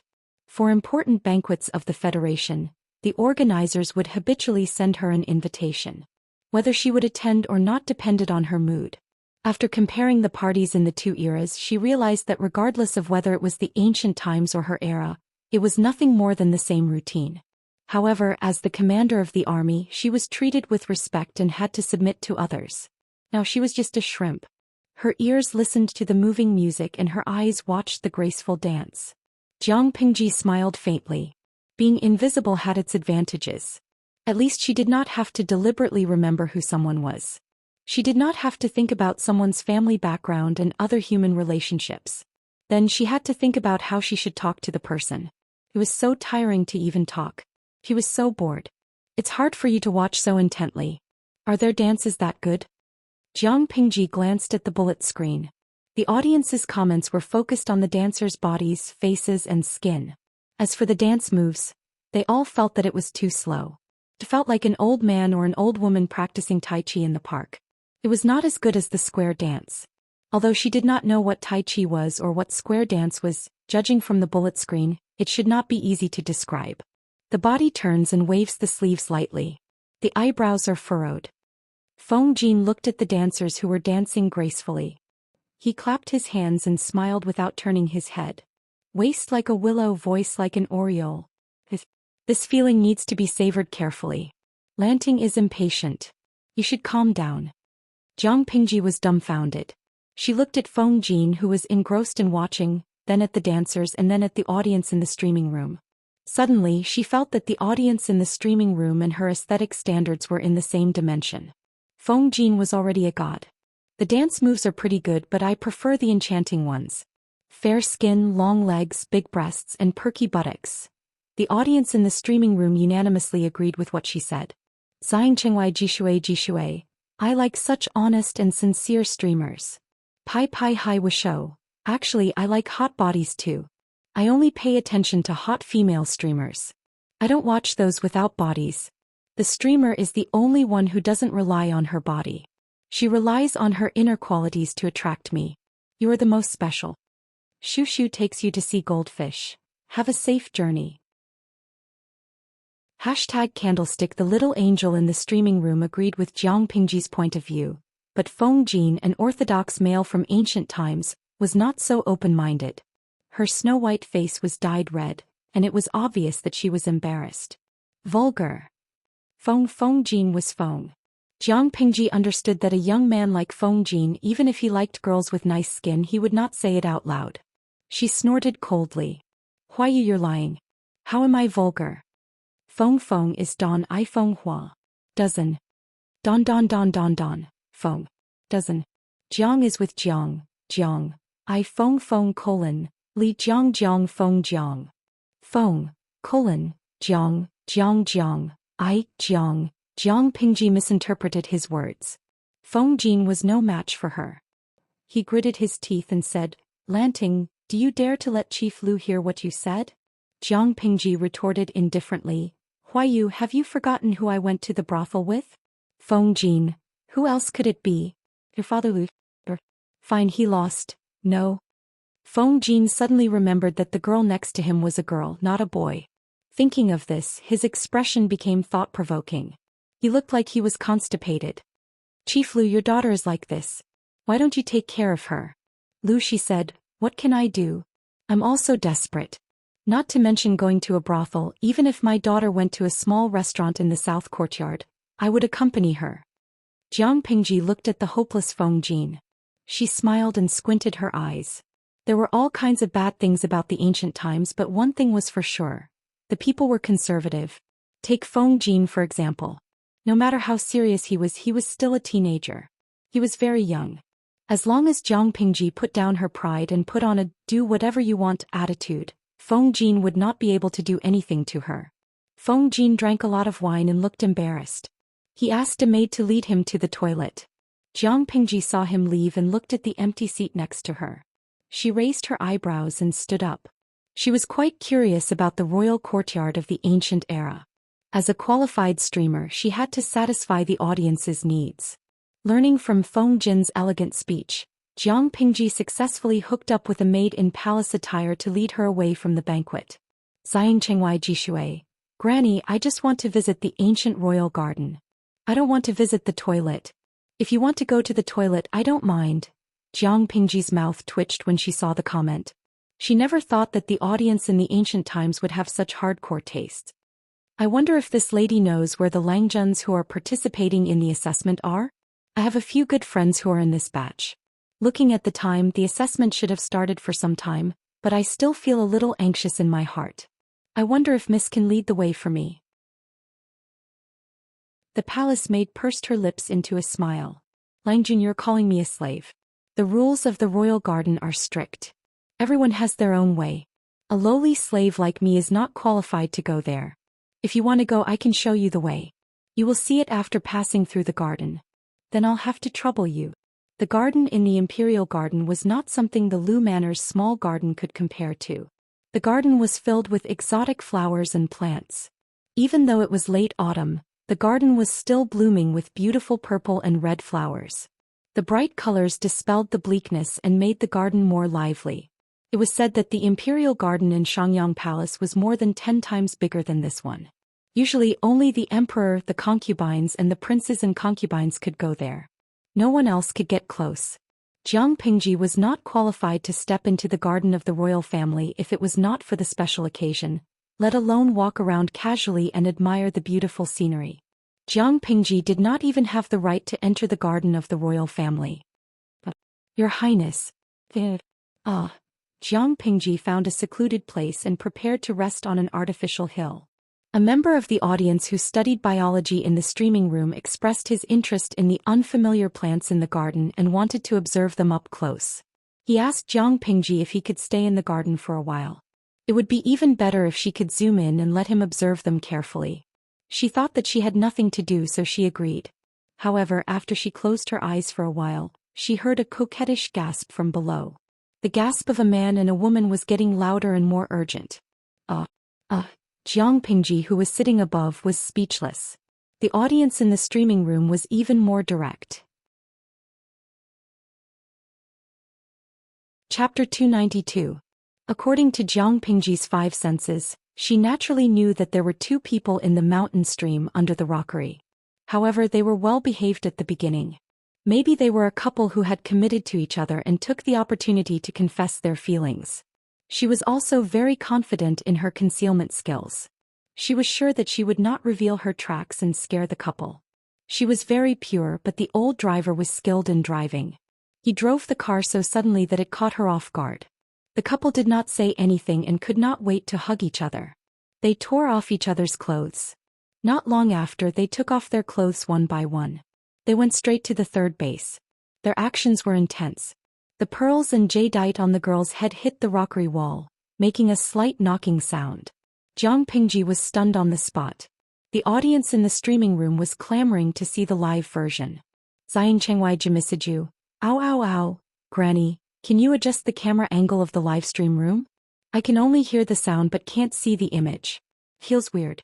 An excellent live stream room should have excellent sound and color. Lao Ciji Lianming, this car is so unexpected. Even if I'm an old driver, I almost drifted off the curve of the mountain. Jiang Pingji quickly calmed down. She did not agree to the request of the audience in the streaming room, nor did she leave the spot. As a result, the pair of lovebirds who were secretly looking for an opportunity to have sex in the wild were completely unaware. They were having fun, and from the sounds they seemed to be playing different tricks and positions. They were completely unaware that Jiang Pingji was half lying on the path created by the rockery, as well as 10,000 spectators. Jiang Pingji deeply felt that even though she was not the primary student of Grim Reaper that the audience spoke of, and people died wherever she went, she had something in common with that person. It seemed that she could encounter interesting things wherever she went. This time she even encountered a couple having sex in the wild. Host V. The Dongqing royal family is doomed. The emperor has an affair with the wife of his minister and his father's concubine. The son has an affair with another son's future wife on a day like the assessment. They are not afraid of people coming and going. They are caught red-handed. The audience in the streaming room looked at the bullet screen and was a little confused. Xiang Chengwai G2A. #despise. Granny, are you secretly watching? Otherwise, how would she know who the couple is? Jiang Pingji secretly rolled her eyes. She did not want to be in the limelight. However, no one in the livestream room could keep up with her brain, so she could only accommodate the other party. Host V. Judging from his voice, the man is Wuma Jun. I've met him a few times and he will become my brother-in-law. The expressions of the viewers in the live streaming room cracked. Wuma Jun.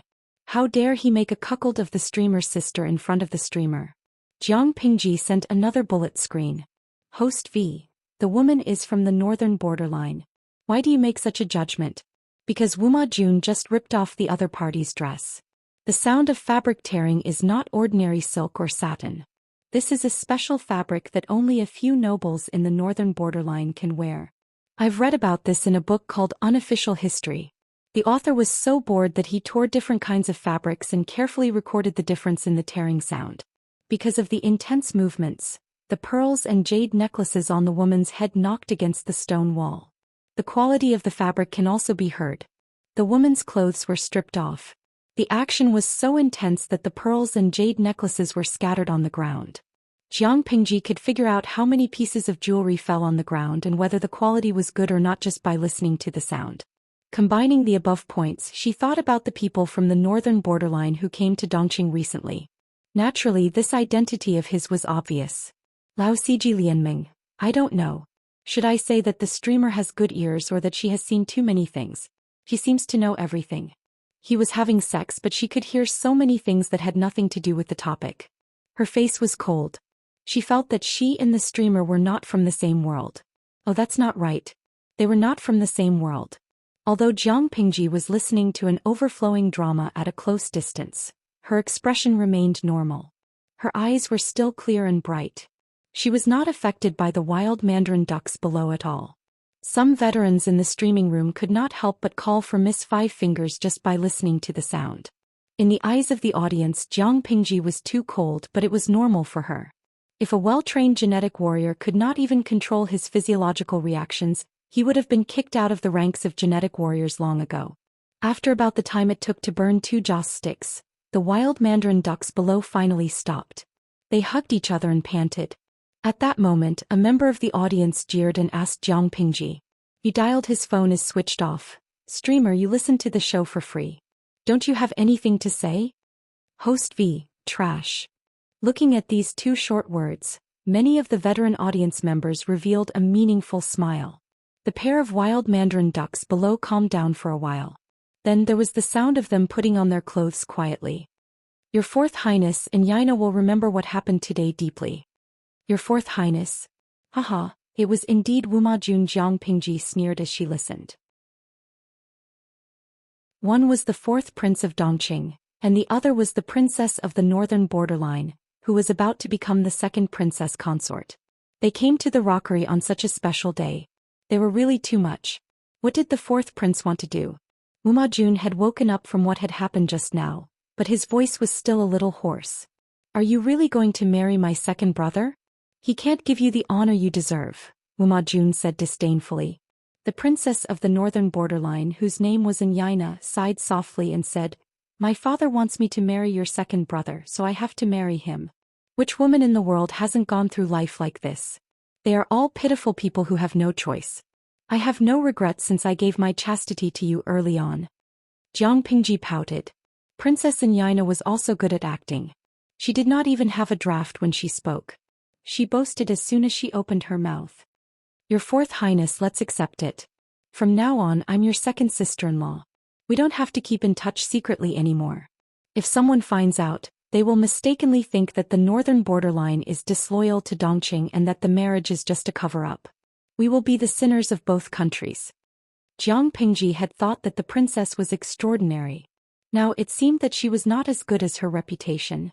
No, her reputation was not as good as her reputation. At the end of the day, she just wandered between different men and played with power. The northern borderline wanted the princess to sow discord between the second prince and the Count of Zhenbei's residence, so that the relationship between the emperor and the prince would be at loggerheads. It would be best if Dongqing would never have a day of peace.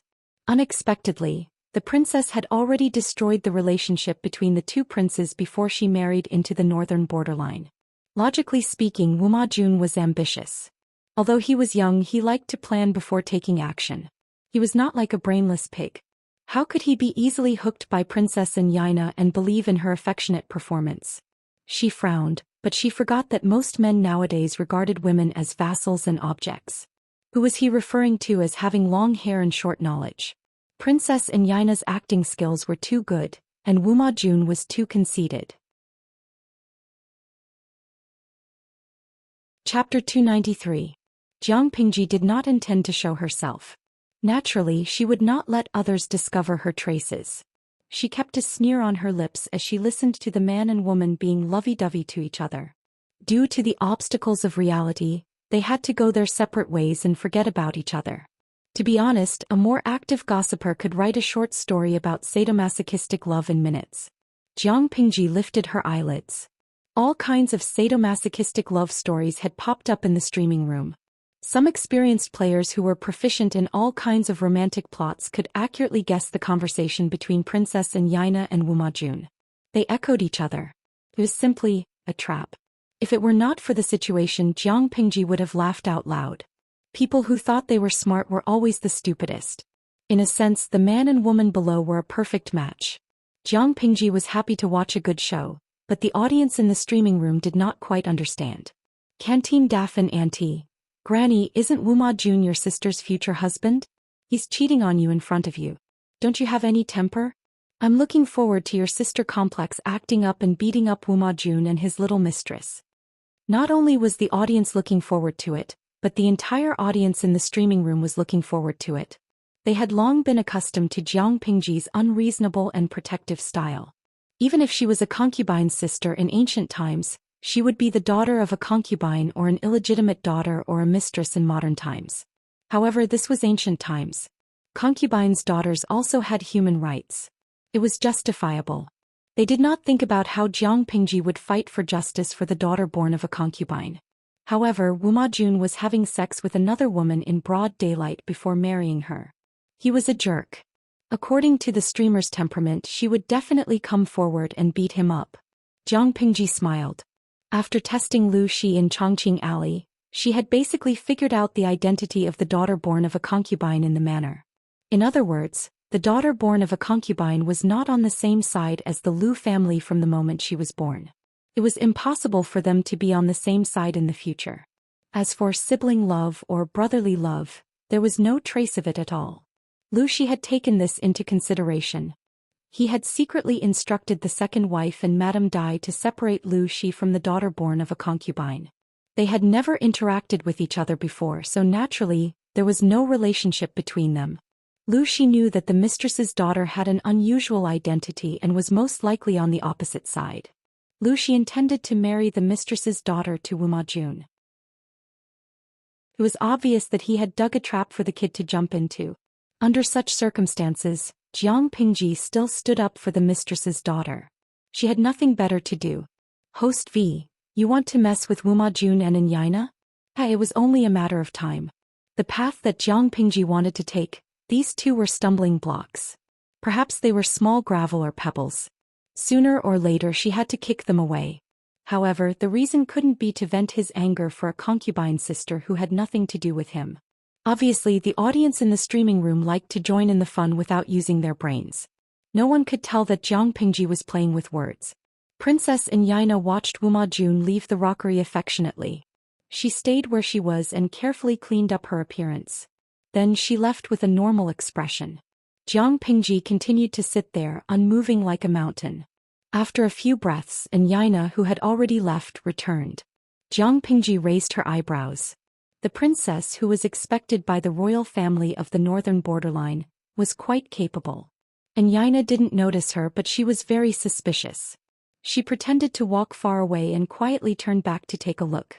When Yaina's aura was completely gone, Jiang Pingji jumped off the rockery with ease.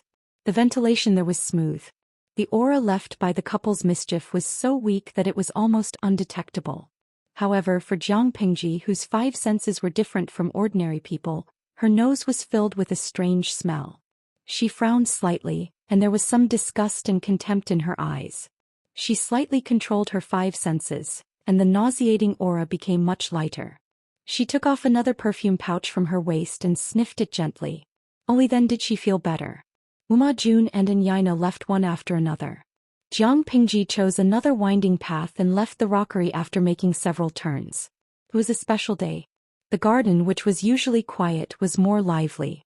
Many noble ladies, who were gorgeously dressed and exquisitely dressed, were touring the garden together. Their eyebrows or foreheads were decorated with delicate red flower ornaments. The bright red color made the skin around them look even fairer and more delicate. The current atmosphere in Dongqing was not too closed. Although men and women touring together would be criticized, it was not a big deal. Therefore, apart from these noble ladies who were more beautiful than flowers, there were many young men in elegant clothes in the garden, beside the waterside pavilion and in the gazebo. Out of tacit understanding, both parties were clearly separated.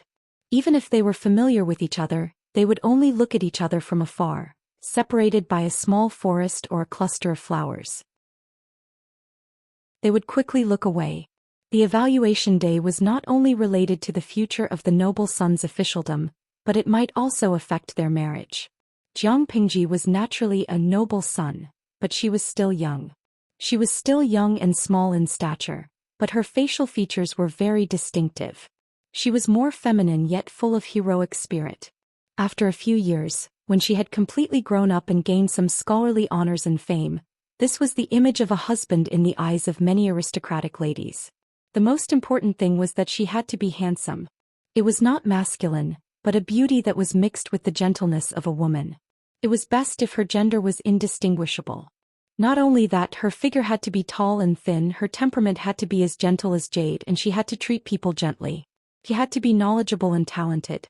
Avoiding the path that the noble ladies took, Jiang Pingji looked around and went to the octagonal pavilion that was on a higher ground.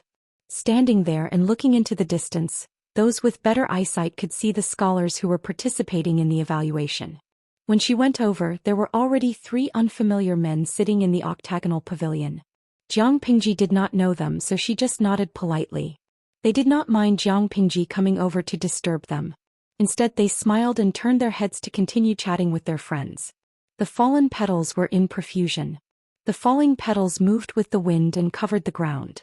Hundreds of scholars were scattered along the riverside and in the small forest. Graceful maids shuttled back and forth while carrying fine wine and delicacies. Occasionally, the sound of elegant music could be heard. Jiang Pingji and the audience in the streaming room were silent. Their expressions were subtle. How could this be called an examination? Oh no, this was an evaluation. Lao Ciji Lianmeng, I probably went to a fake school. Sao Xianghua Si Lu Si, I probably met a group of fake teachers. Sans Hisong Xuningsher, I probably did a bunch of fake test papers. Bingtang Lemon Guiteng, I probably entered a fake examination hall. Jiang Pingji, separated by such a distance, others could only see a blurry figure, but it was different for Jiang Pingji. She could see all kinds of people. At that moment, Wei Xi's bun was slightly different. He raised his hand and touched it. A blooming beauty's sleep fell on top of his head. The beauty's sleep only bloomed in autumn and winter. The colder it was, the more beautiful it was when it bloomed. Its fragrance assailed one's nostrils. He looked at the flower and was slightly lost in thought. Not knowing what he was recalling, his expression became a little bitter. At that moment he seemed to have sensed someone's gaze. He quietly looked over. Even though he could only see a blurry figure, how could he not recognize it? Chapter 294. Although Dongqing's aristocratic families were becoming more and more outrageous, it was undeniable that the children from those aristocratic families were indeed capable. There will always be talented people in every generation. It's really one wave pushing the other. These young people are really amazing. They are all the pillars of the country. The deputy examiner beside Lu Shi sighed with emotion. The other examiners echoed in unison. Why else would they say that they are young talents? The world today will soon be theirs. It's good to be young. In a few years, perhaps old bones like us will have to give up our positions to the more capable. Nowadays these young juniors really make one envious. A great scholar spoke. His sideburns were white and his face was full of wrinkles. However, his skin was rosy and he was full of vigor. The triennial assessment was a very important day for Dongqing. Although Lu Shi was the general examiner, there were more than 10 deputy examiners beside him. They were either old ministers in the court, famous scholars or learned scholars. Every one of them had more experience than Lu Shi. However, Lu Shi hated it when they took advantage of their seniority. Listening to the few of them sighing, he secretly clicked his tongue in his heart. Then he sneered coldly. Even a pig would have 2 hoofs to walk when a large amount of resources was thrown at it, let alone a human. The other assessments were almost done one after another. The atmosphere was also heated up. Under the urging of a few deputy examiners, Lu Shi got up from the couch. Then he took out a scroll from his sleeve. 2 maids came forward and removed the seal on the scroll. They unfolded it and hung it on the shelf. Seeing that scroll, all the scholars had already perked up. The highlight of the day's assessment was coming. When they saw the big word on the scroll, they were all stunned. They either frowned in deep thought or secretly muttered, "People." That was the only word on the scroll. It was also the topic of the assessment this time. In layman's terms, it was a written essay with a topic. The examiner gave the topic and the students answered it freely. There was no limit to the number of words, the format of the content and the theme of the article. As long as the topic was closely related to the people, be it governance of the people, farming, commodity trading or education, it would not be considered as going off topic. It seems simple, but in fact it was very difficult to deal with. First of all, the topic was too broad. There were many things that could be written. Because of this, it was too difficult to write something that was brilliant, incisive, thought-provoking or to be praised by Lu Shi. Most of the time it was better to be neutral. Secondly, most of them were sons of aristocratic families with excellent family backgrounds. Although they did not talk about politics, they also did not have much contact with the common people. Most of what they knew came from books. If they were not careful, they could easily write false information. How could they enter the topic? To them, handing in the mission wasn't difficult. What was difficult was how to stand out and suppress the others. Of course, Jiang Pingji also saw the question. She frowned. Lu Shi's test question could be said to be easy, but it could also be said to be too difficult. It was indeed a bit tricky. The characters follow the corpse and follow the clan. Corpse meant that the body was unable to move, and by extension, it meant that the body could not migrate or move. Meant country and clan. When the two were combined, it was the people. If one thought about it in a divergent way, Min could not only be interpreted as the common people, but also as the national economy and the people's livelihood. From the connection between the two, the basic necessities of life, food, housing and transportation related to the people could all be included in the thinking. The national economy and the people's livelihood, such as reading and being rich in the country, could also be used as a starting point for the question. More importantly, after Lu Shi gave the question, he did not give any other hints. The students were also very confused. If they could know Lu Shi's inner bias, they would be able to think about the key points and cater to his preferences. Many of the scholars were in a difficult position. When the deputy examiners saw it, although they had objections in their hearts, they did not say it out loud. He cared about the people's livelihood, and he was pragmatic. What else could they say? Seeing the question, Wei Ci curled his lips slightly. He was very sure that there was something wrong with Lu Shi, but overall he did not seem to be that annoying. The question had been given, and it was not convenient for the scholars to communicate and discuss. Many examiners were watching from above, so they could only rely on their own abilities. While the others were still thinking about Lu Shi's preferences, a few scholars had already started to grind the stones, lay the paper, and picked up their pens to write. Lu Shi's eyes swept around. Those who started writing were basically the candidates that he had expected. He could not help but secretly sigh in his heart. They had left their names in the annals of history based on their abilities. Naturally, there was a certain reason for that. There was no point in being envious or jealous of such talents. He walked around a little and swept his gaze across the few people's writing desks. He could not help but nod. The question that he gave was indeed very broad, but as long as it did not deviate from the people, it would basically not stray from the topic. Rather than being greedy and wanting to state countless contents in a short space of time, which would result in the essay being empty, it was better to seize a point and focus on explaining it. Of course, it was one thing to understand the principle, but it was another thing to be able to write something substantial. Some people had already understood Lu Shi's intentions, but when they started writing they realized that they could not write anything substantial. Based on their analysis of Lu Shi, he could be considered a practical person. What was the use of exaggerating? He might even prefer those who knew about agriculture and water conservancy, and were hardworking and capable. Of course, these people still had self-awareness. More people were disdainful. Everyone liked to listen to flattery. So what if the essay was beautifully written? As long as the general evaluation officer was comfortable reading it, it was fine. Therefore, there was no lack of fools who liked to show off their literary talent. Among the many scholars, Lu Shi cared the most about Master Yuanjing's few students and disciples. There was not much difference from what he had expected. Just from the content of the essay he could actually feel out the temperament of these people. The only one that surprised him was Wuxia, this fourth disciple of Master Yuanjing. It seemed that he was not like Amin had said. He only had a good face. Qingjing was steady and practical. He paid attention to farming and water conservancy. Han Yu was righteous and open-minded. His essay was related to the criminal law. Lu Zheng seemed to conform to the norm, but when he went deep into his essay he pointed out the current shortcomings of Dongqing and cried out for the people. But this Wuxia, just by looking at his appearance he was like a jade-like person. He was cold and had a bit of gentlemanly gentleness. He was strangely harmonious. However, his article was quite spicy and pungent.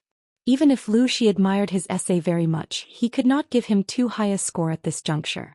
That was not the way to court death.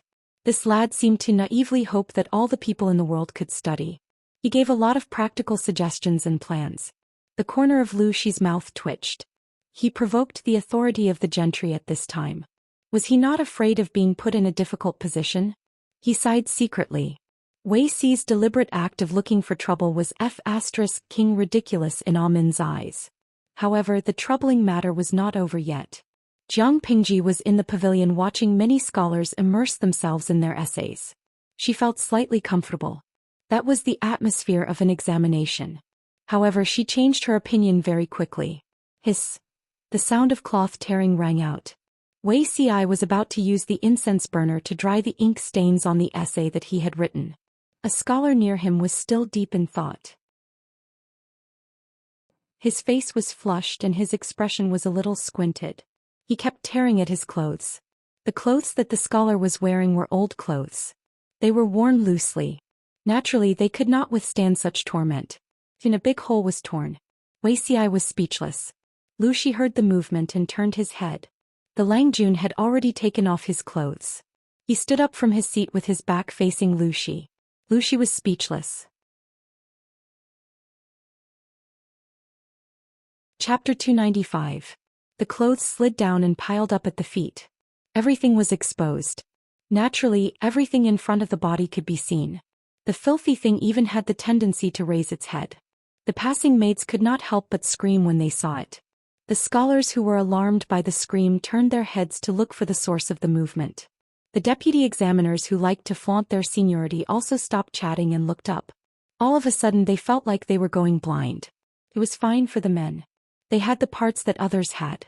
So what if they saw it? At most they would feel that it was an eyesore and spit at it for being immoral. However, the maids were different. They entered the royal palace. Strictly speaking, they were the emperor's women. Now that they saw the body of another strange man, and they were all virgins, they were suddenly frightened and screamed. It was already good of them to not be in a mess. Luxi's face was livid. When he saw the scholar's smug expression, he immediately guessed what was going on. The audience in the streaming room took advantage of the camera angle and zoomed in to see the situation of the assessment clearly. Just as they were picking and choosing and sucking up to all kinds of handsome men, the naked Lang Jun occupied most of the screen. White and plump breasts, slender waist, white and skinny legs that were a little blue. The audience in the streaming room, the sparse bullet screen instantly became turbulent, and the overwhelming number of words blocked the virtual screen. Lian Yizi Huaji, oh my god, my eyes are going blind. Zifengjin Bao Bao, it's too much. My mother was watching the streaming just now. Suddenly, a high-definition breasts appeared. Now she suspects that I'm watching something dirty. She's going to the balcony to hit me with a clothes hanger. Help. Yinyang Zuanshang, I'm the one who's miserable. My wife is starting to doubt my sexual orientation. Apart from these complaints and ridicule, the others were all copied and pasted to protect their eyes. Jiang Pingji was almost dumbfounded. She had just listened to an action blockbuster on the rockery.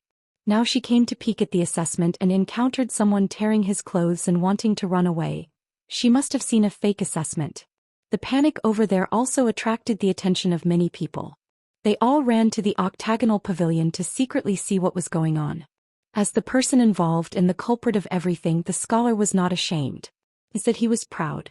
The embarrassment and panic of the maids around him greatly pleased him. He threw his head back and laughed, blushing. All living beings come naked, this is their nature. Why are you all so alarmed? Wei Ci snorted coldly and said harshly, children are young and don't know shame. Are you the same? Etiquette, justice, honor, shame, and trust have been cultivated to perfection. That person heard Wei Ci's sarcasm and turned his head to take a look. Wow, this was really amazing. He felt as if he heard the sound of his heart blossoming. It was incomparably wonderful. The scholar squinted his eyes and his footsteps floated as he approached Wei Ci with a chuckle. I really didn't know that in this mediocre world, there's actually such a heavenly beauty. When I saw you, Langjun, I felt as if I had known you before, as if you were an old friend from Mount Wu. You look very familiar, can we be like brothers? In layman's terms it was, brother, I think we've had fun in our dreams before. Can we still go on a date? Nowadays the southern style was prevalent in Dongqing. There were many Qi brothers and many scholars even regarded it as a fashion.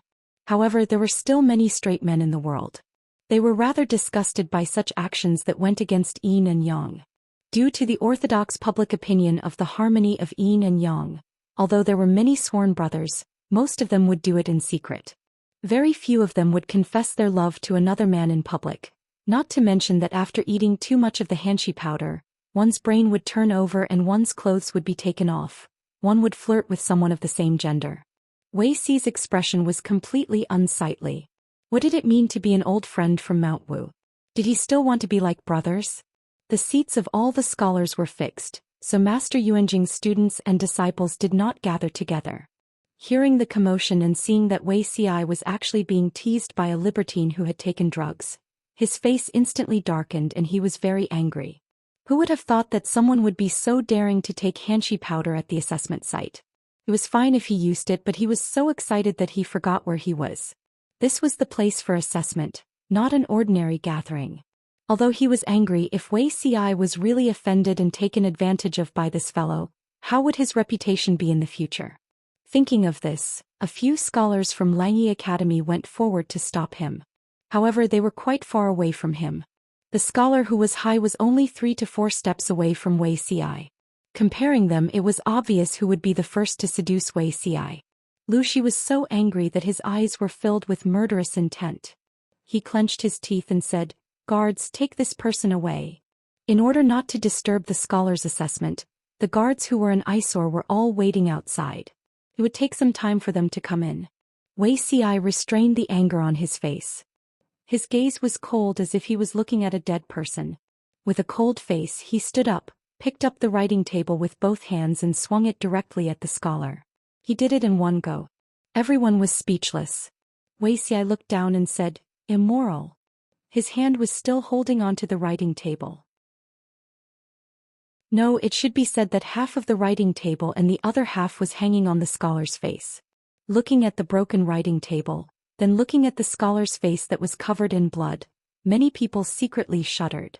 If the writing table had been smashed on their faces, wouldn't their faces be flattened so that even their parents wouldn't be able to recognize them? Wuxia's fingernails were neatly trimmed, but because he used too much force, his fingertips were pale. His fingers used force and his knuckles were distinct. The veins on the back of his hands were bulging. It was obvious that his heart was not as calm as he looked.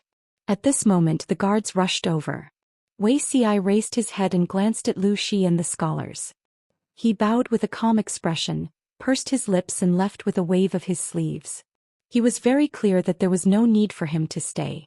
Even if there was a reason for hitting someone during the assessment, it was very likely that he would be disqualified.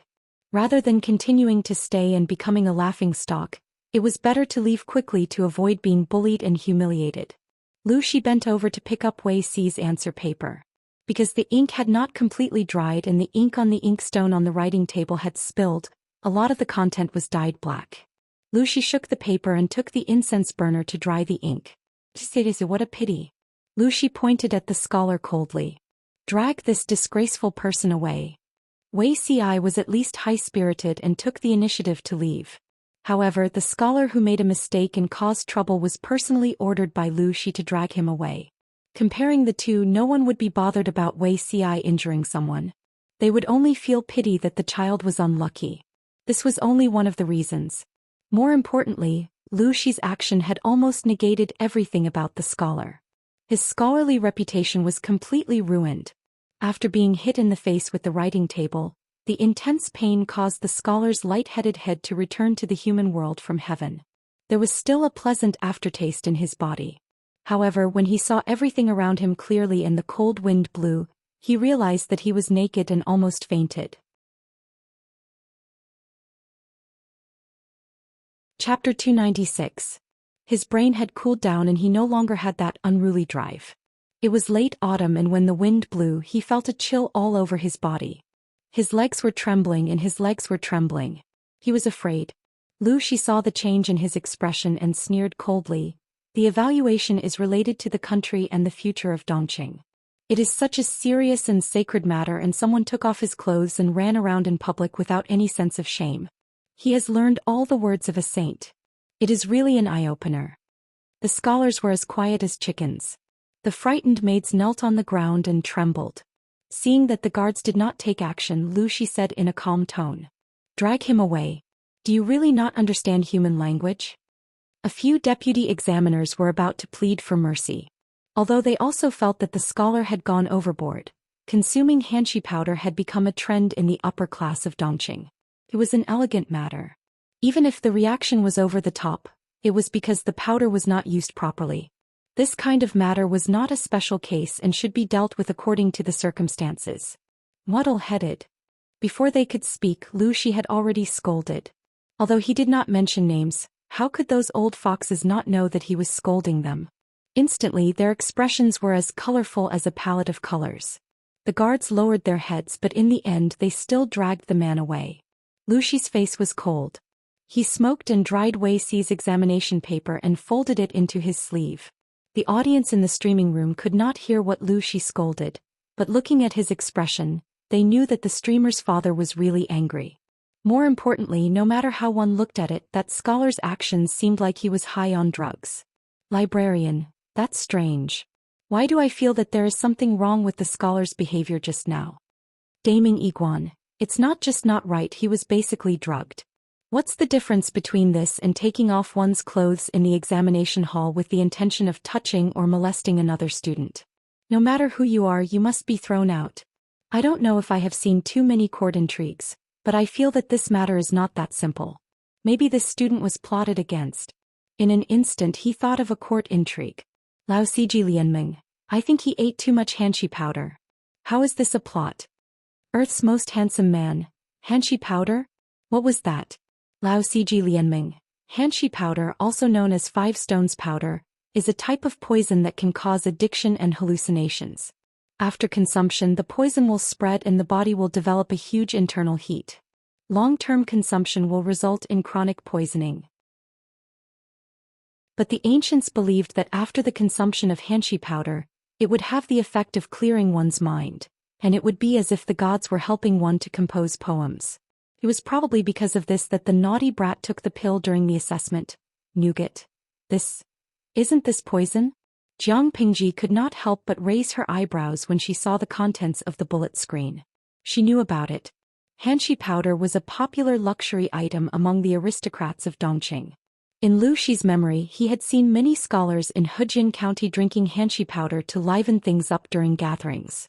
Another member of the audience searched for the information of Xianxia powder on Baidu, and copied and pasted a whole bunch of information, which could be considered as a form of education for those who didn't know about it. Lao Siji Lianming, Xianxia powder is addictive, but from a certain aspect it is scarier than drugs. Jiang Pingji glanced at it and put it down disinterestedly. The audience in the streaming room belonged to the modern era. To them, Xianxia powder was still very scary. However, Jiang Pingji grew up in the interstellar era where technology was highly advanced. The various kinds of drugs that were once feared by people in her eyes were not qualified to enter her sights. Bing Tang Mingming. That's scary.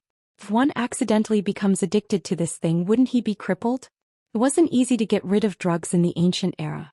Think about our Chinese country, think about opium. If this thing were to be widely spread, the consequences would be unthinkable. This bullet screen gained the support of many viewers. Host V. There's no need to be so worried. Xianxia powder can only be spread in a small area. This thing is very expensive, ordinary people can't afford to use it, which prevents the possibility of it being spread widely. After consuming Xianxia powder, one still needs to go through a very complicated process to disperse the excess internal heat in the body. If there's a mistake during the dispersion, it could lead to death. The people can't afford it.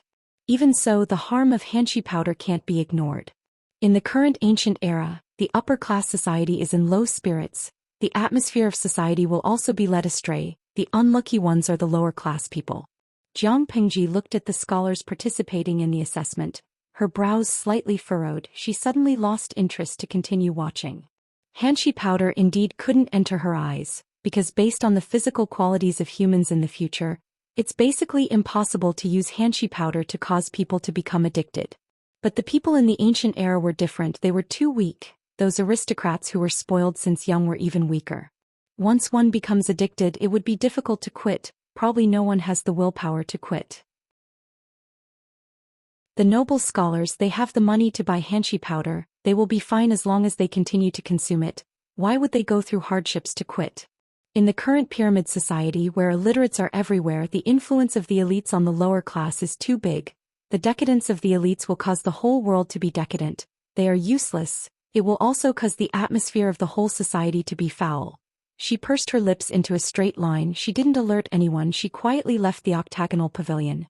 After such an episode, Lu Shi didn't have the mood to host the assessment. He waited for all the scholars to finish answering their questions. He ordered people to collect all the papers of the scholars.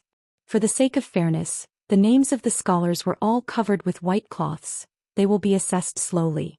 Han Yu's face was full of worry. Xiao, this time isn't it too much of a loss? Why did he encounter such an unlucky thing? He didn't look at the almanac when he went out? Lu Jing said, Xiao is always meticulous. I hope this incident won't bring too much of a blow to him. Their master, Master Yuanjing, was not surprised at all that Wei Xi left the assessment halfway.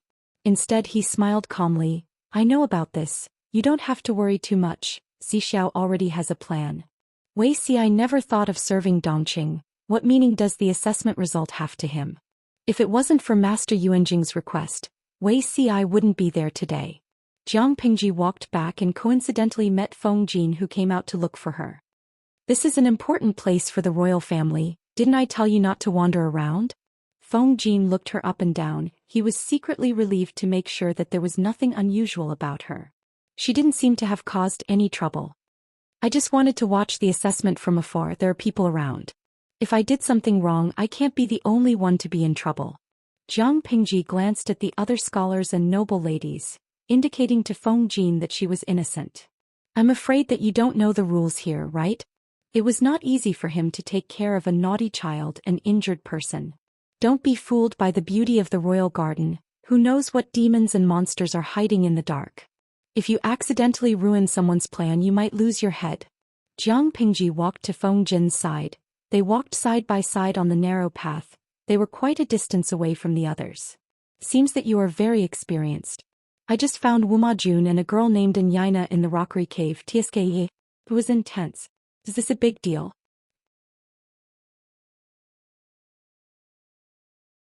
Chapter 297. Xianxia. This name doesn't belong to a woman from Dongqing at all. Is she from a different tribe? Feng Jin's expression changed, and an ominous premonition flashed in his heart. Jiang Pingji raised her hand and pointed to the north. She smiled meaningfully. Feng Jin understood, but he was not happy that he had guessed the other party's identity. Instead, his face turned pale. The decree of marriage has been issued. She's the fourth sister-in-law of His Highness. How dare Wuma Jun? Brother-in-law and sister-in-law are having an affair. Does Wuma Jun know what he's doing?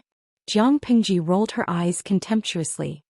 Wuma Jun is carrying forward the virtues passed down from his ancestors. Besides, Xianxia has ill intentions after marrying into the royal family. She seduced Wuma Jun and he has his own plans. Won't they be together? According to Wuma Jun's ambition, even if Xianxia did not seduce him on purpose, would he be able to protect his belt? Neither of them were good people. Feng Jin hesitated and did not move forward. His heart was full of struggle. This matter, Jiang Pingji said in a low voice. Why are you so worried about the scandal of the royal family? Your father has retired from his official post and is waiting for the situation to change. Do you still want to risk your life for Dongqing? Even if you say that Xianxia and Wuma Jun are having an affair, what evidence can you show? The marriage between the northern borderline and Dongqing is already set in stone. Any obstacles in between will be eradicated. After listening to her, his expression kept changing. After a long time, he let out a long sigh. Forget it. This matter indeed has nothing to do with me. Feng Jin was very clear about Wuma Jun's ambition. Feng Jin could more or less guess his purpose of seducing the princess of the northern borderline and Xianxia. However, that person was only ambitious but had no brains. He did not see the big picture. That was what Feng Jin despised the most about Wuma Jun. Getting in touch with the royal family of the northern borderline through Xianxia was tantamount to asking a tiger for its skin. He would be bitten to death. Jiang Pingji tilted her head and looked at Feng Jin's side profile. She said, "This matter has nothing to do with you. Let me tell you something that is related to you." Feng Jin's heart skipped a beat. He asked her without changing his expression. "What is it?" Jiang Pingji said, "During the assessment just now, a scholar consumed hanshi powder and took off all his clothes in front of everyone. Yes, you didn't hear wrongly. He stripped naked in front of all the scholars, my father and the other deputy examiners. He even flirted with Master Yuanjing's disciple Wei Zixiao." Feng Jin was stunned. His eyes widened involuntarily. This is simply absurd. Jiang Pingji told Feng Jin about it as a joke and teased him. "You should be glad that you didn't go for the assessment because of your arm injury. Otherwise, perhaps the one that libertine has his eyes on would be your beauty, Feng Huayu." Why did he feel like his hands were itching to beat the brat in front of him? Jiang Pingji burst into laughter. Her eyes were filled with a relaxed smile. "Forget it. Since you're so honest, I'll stop teasing you." Feng Jin's expression was stiff. He looked a little angry, but Jiang Pingji smiled from the bottom of her heart. The two of them walked through the veranda and looked from afar. They seemed to be chatting and laughing. When they were about to leave the garden, Jiang Pingji noticed a strange gaze. She subconsciously stopped smiling and looked at the source of the gaze. In her line of sight, there was only a disappearing piece of cloth. "Did you see someone you know?" Feng Jin asked her. "Sort of, but he's very guarded against me. I don't know how I offended him." Jiang Pingji shook her head. If Wei Ci liked to avoid her, then so be it. He wanted to see how long he could keep his secret. "Huayu, how much do you know about Langjia County?" Feng Jin retracted his gaze and looked in the direction where Jiang Pingji was looking at. He didn't see anyone. "Langjia County? I forgot that you're going to Langjia with Master Yuanjing to study. It's better to be prepared." You should do your homework and understand the situation of the aristocratic families in Xianxia. Feng Jin smiled. He thought Jiang Pingji was worried about studying in the future. Xianxia County is a place where military strategists fight for it. It's also a place full of spiritual energy and nurtures many outstanding talents. It's a place where aristocratic families gather. Jiang Pingji nodded. She knew all that. I heard that there are many aristocratic families in Xianxia County. They're not to be trifled with. Hejian County was rich in beauties, while Xianxia County was rich in scholars and heroes. Many famous scholars were basically from Xianxia. The two were completely different in Dongqing. Feng Jin comforted Jiang Pingji. They're indeed not to be trifled with. But as long as you know your place, no one will deliberately make things difficult for you for the sake of Lu County Chief. Moreover, when you enter Xianxia Academy, Master Yuanjing will protect you. What are you afraid of? As long as the friend beside her didn't make a fuss, she would definitely have a good life in Xianxia County. Jiang Pingji asked again, then have you heard of the Wei family of Xianxia? Feng Jin listened and frowned. He rummaged in his mind for a long time. The Wei family of Xianxia? I have some impression of it. If I remember correctly, the branch of the Wei family of Xianxia is a branch that branched off from the Wei family of Bianzhou not long after the founding of the Xia dynasty. But this branch has been declining for a long time. It's getting worse with each generation. Bianzhou was located in Zhongzhou. The Wei family of Bianzhou was considered a first-class aristocratic family in Zhongzhou. Do you know the current situation of the Wei family of Xianxia? Jiang Pingji asked.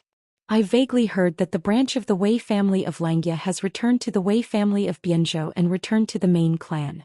Although it's said to be returning, it's actually just living under someone else's roof. But if they don't do that, they may completely fall from grace and become a commoner. The most important part of the assessment was family background. Took up a lot of points. Commoner families could only be inferior. If they returned to the main clan, they could enjoy the shade under a big tree. After all, they were an ancestor. Regardless of how they lived, at least they would be a well-known aristocratic family and not a commoner family. Jiang Pingji frowned and said, Huaiyu, do you mean that the Wei family of Xianxia has moved back to Zhongzhou? If that was the case, Wei Ci shouldn't be from the Wei family of Xianxia. Was it just a coincidence of the surname? It should be. Feng Jin shook his head and said with pity, it's impossible for the branch to return to the main clan under normal circumstances. The Wei family of Xianxia made such a choice because they were at the end of their rope. They had no choice but to do so. Why is Lanting interested in this? She shook her head and said, it's nothing. I'm just asking out of curiosity. The two of them talked as they walked. When they returned to the banquet, they watched the singing and dancing for a while. Jiang Pingji saw someone taking hanshi powder in public not far away. His expression was one of enjoyment. She was startled and suddenly thought of something. Huaiyu, do you know when hanshi powder became popular in Dongqing?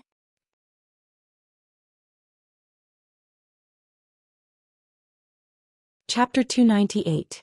Isn't there an approximate time? Jiang Pingji had some guesses in her heart, but she didn't have any concrete evidence. She had read so many books before, and there were indeed some records about hanshi powder. According to unofficial historical records, in the previous dynasty, there was a wandering necromancer who presented a magical prescription to the emperor of the Xia kingdom that could extend one's lifespan and strengthen one's body. It could allow a man to have sufficient yang energy and be vigorous in bed. That prescription was hanshi powder, and it had the effect of treating typhoid.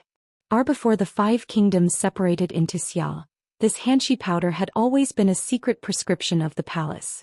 It wasn't leaked to the public, and only the emperor could enjoy it. Later on, when the 5 kingdoms separated into Xia, the hanshi powder that was once regarded as a god disappeared without a trace. When it reappeared, it became a popular trend pursued by the nobles. Feng Jin frowned and shook his head, saying, I'm not sure about this. If Lanting is curious, I'll go back and check it out for you. Jiang Pingji nodded. Then I'll have to trouble you. Feng Jin turned his head and thought about it. He felt that Jiang Pingji's sudden questions were a little weird. What's the problem with this hanshi powder? Jiang Pingji sneered. The problem is huge.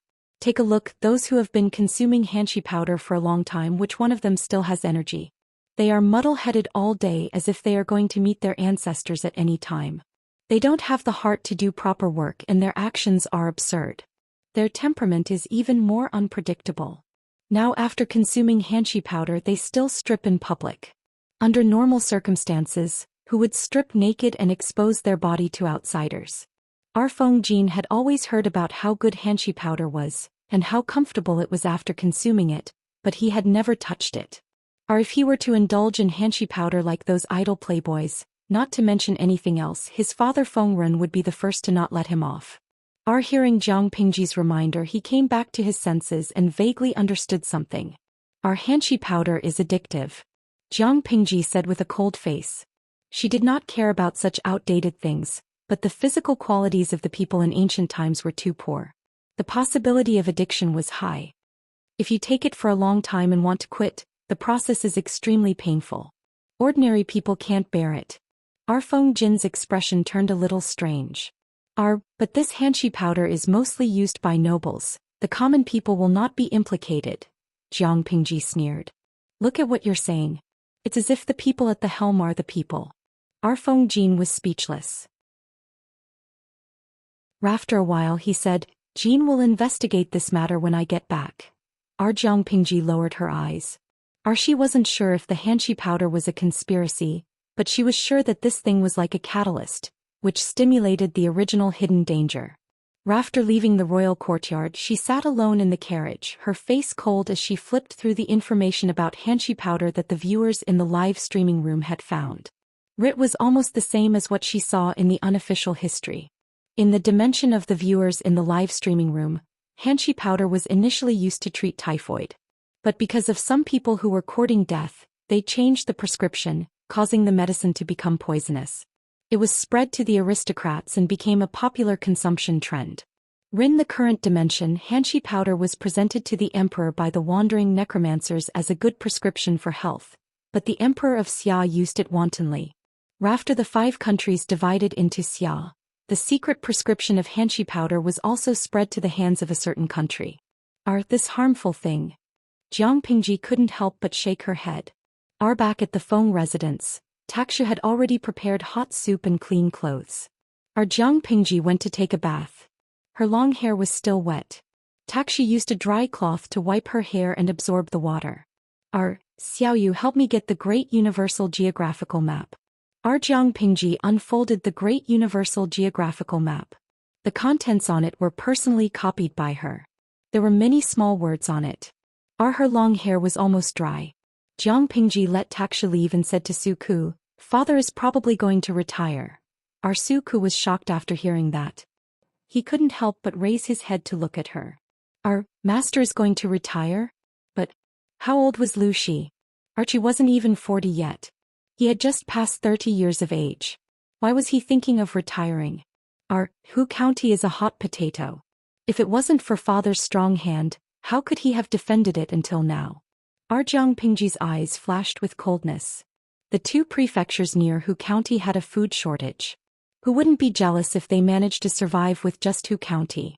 Not only will the aristocrats be jealous, but the emperor is even more jealous. I think he's going to cause trouble.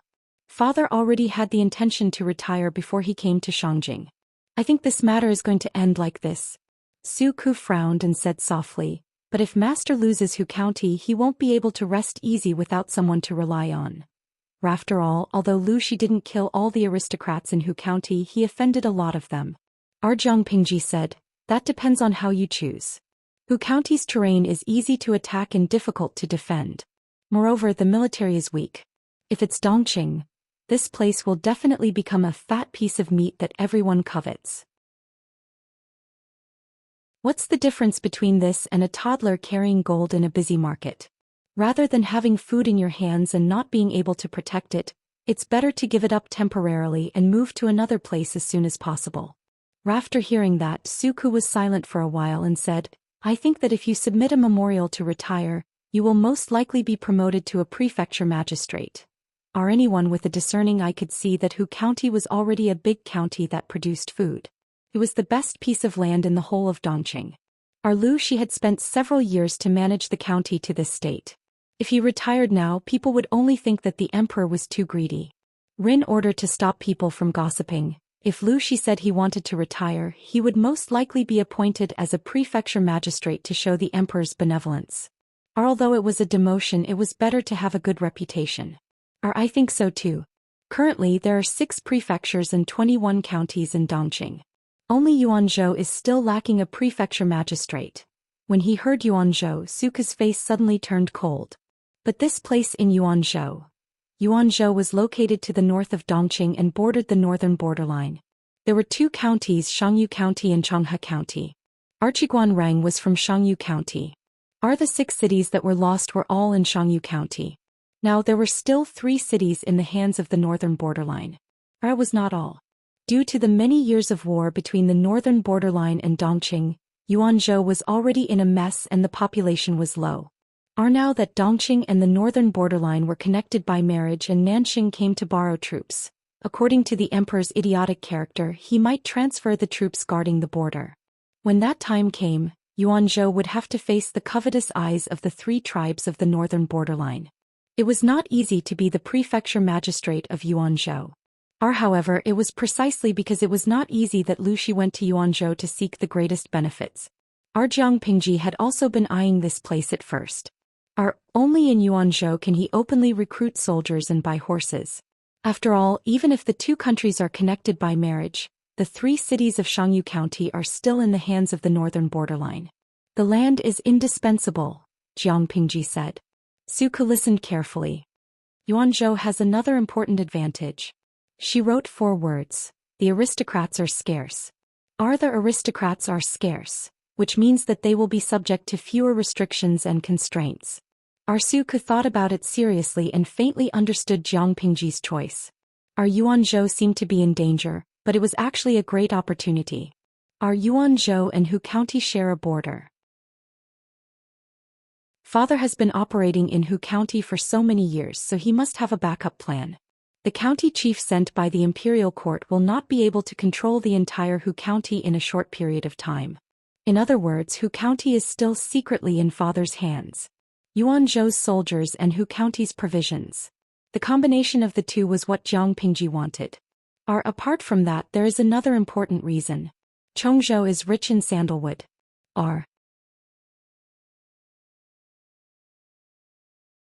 Chapter 299. Suku was stunned for a moment. He did not understand the connection between Chongzhou's abundance of red sandalwood and her preference for Chongzhou. Don't underestimate this by Tan. Jiang Pingji smiled and revealed a hint of gentleness. In the beginning my goal was not Chongzhou. But because of this by Tan I changed my mind. If father is appointed as the magistrate of Chongzhou, many plans can be started. Jiang Pingji wanted to disrupt the current system of passing on knowledge. The first problem was not facing the censure of the aristocratic families, but the carrier of the books. Our bamboo slips were heavy and the cost was high. Therefore, even if a family of a few people worked for a lifetime, they would not be able to support a scholar. Although bamboo paper was good, it had some shortcomings. The annual output of the paper workshop was limited. Apart from the need to control the output due to its rarity, the other reason was the limited raw materials. The forest in Hejian County was dense, but there were very few bamboo forests. The quality of the bamboo would also affect the quality of the bamboo paper. Taking the means of transportation in ancient times as an example, in order to save as much money as possible, the production materials had to be sourced locally. Therefore, most of the bamboo paper produced by the paper workshop was sold to various aristocratic families. The other portion was used for their own use. The scale of production had never been expanded. Jiang Pingji's ambition was not limited to this. The output of bamboo paper could not satisfy her needs. Naturally, she had to find another way. Jiang Pingji searched through all kinds of wood and found the wood that was the closest to the green sandalwood tree. The audience in the streaming room said that they used rice paper in ancient times, and one of the raw materials for rice paper was the green sandalwood tree. Red sandalwood has a hard and dense texture. It is tough and resistant to wear and tear. It can be made into sturdy and durable farming tools, furniture and axles. Its stem, bark and branches are even more useful. Jiang Pingji said in a low voice. She wrote a word on the table with her finger. Paper. Suku understood and his eyes seemed to light up a few degrees. Really? Jiang Pingji nodded. The paper workshop's technology for making bamboo paper was very mature. Even if they changed the raw materials, they could make new paper after some experimentation. The raw materials were cheap, and with the support of mature technology, this meant that the cost of the new paper would be much lower, at least cheaper than it was now. Suku rubbed his hands together in agitation. Once he thought about how he could buy a lot of bamboo paper at a low price, his heart trembled. But if Chongzhou accidentally falls into the hands of others, then wouldn't my plan be, Jiang Pingji said. Therefore I still need to inform my father about this matter. Try to think of a way to operate it and take over Chongzhou openly. Based on the current situation, it would not be difficult to take down Chongzhou. What he was afraid of was an accident along the way. I do need to discuss this matter with Master. Suku secretly took a few deep breaths to suppress the excitement in his heart. Coming from a commoner's family, no one knew better than him how hard it was to learn to read and write. If it wasn't for the fact that his teacher was a good person and took pity on Suku's talent, he wouldn't have been able to study at all. If the Langjun in front of him could really accomplish such a magnificent feat, he, Suku, would be willing to be his slave for the rest of his life. Also there's one more thing. Jiang Pingji lowered her eyelids, stood up and took out a dark green box from a book box.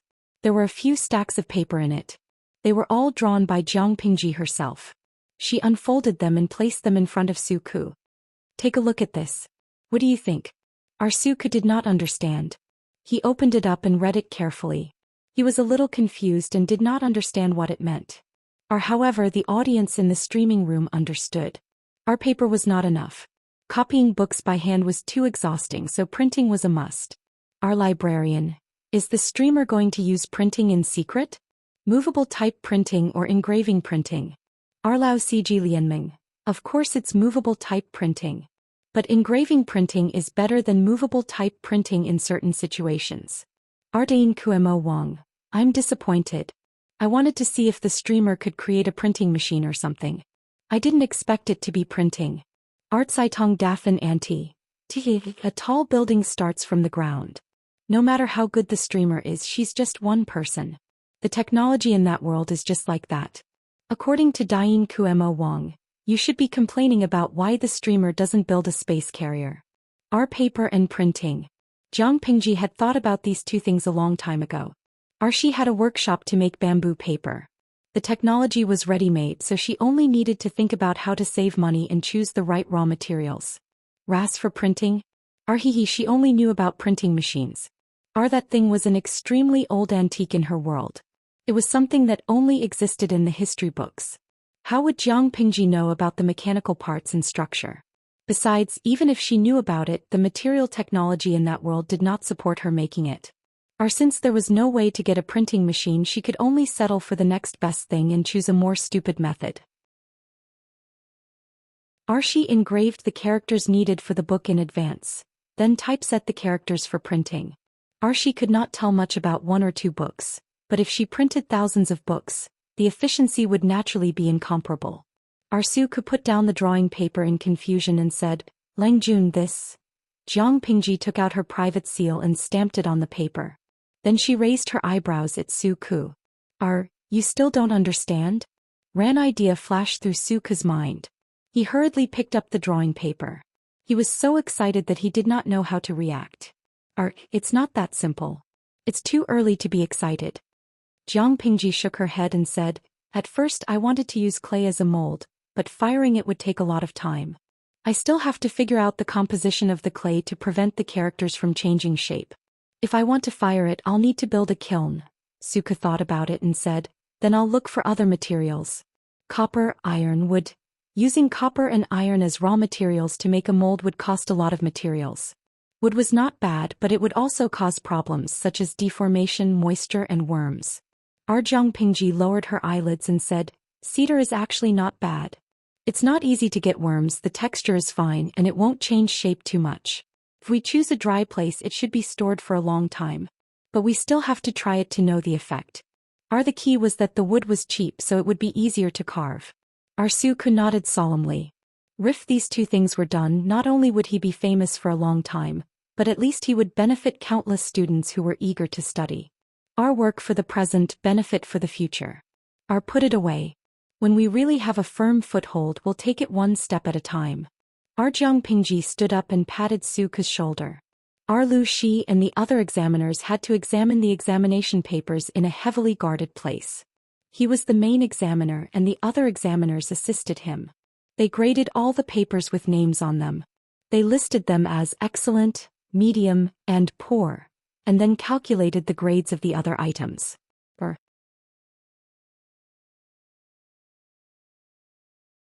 Chapter 300. Wei Ci held a weak candle in his right hand and walked silently through the corridor. The moonlight elongated his shadow on the door. Our master? Wei Ci stopped in his tracks and saw a figure sitting upright in front of him. Our master Yuanjing tilted his head and waved at Wei Ci. Zixiao, come to me. Seeing the cloak draped over Master Yuanjing's shoulders, Wei Ci went forward and sat beside him. He placed the lamp aside. How long has Master been waiting here? Wei Ci did not need to ask to know that Master Yuanjing was waiting for him. It's not important. Master Yuanjing said plainly with a hint of a smile. Zixiao is not a reckless person. I've heard about today's assessment from Yumo and Xiaoyin. Hitting someone with a book in public even when you were 3 or 5 years old, you wouldn't have done this. Wei Ci's face was slightly red. He lowered his head and admitted his mistake. Your disciple knows his mistake. Please punish me, Master. Master Yuanjing shook his head and asked, why should I punish him? I don't think you did anything wrong. On the contrary, you played very well. It wasn't as if he had beaten someone to death. That scholar's actions were indeed too much. Who wouldn't be infuriated? Master Yuanjing nagged, I'm not here to scold you today. I just want to tell you that it's okay to be more casual. Your personality is too serious and your thoughts are heavy. You like to keep everything to yourself and hide it from everyone. To put it bluntly, other people aren't like roundworms in your stomach. How would they know what you're thinking? Wei Ci remained silent with his head lowered. No one knew if he heard it or not. Master Yuanjing massaged his numb leg and said casually, there are some things that you should say if you want to say them.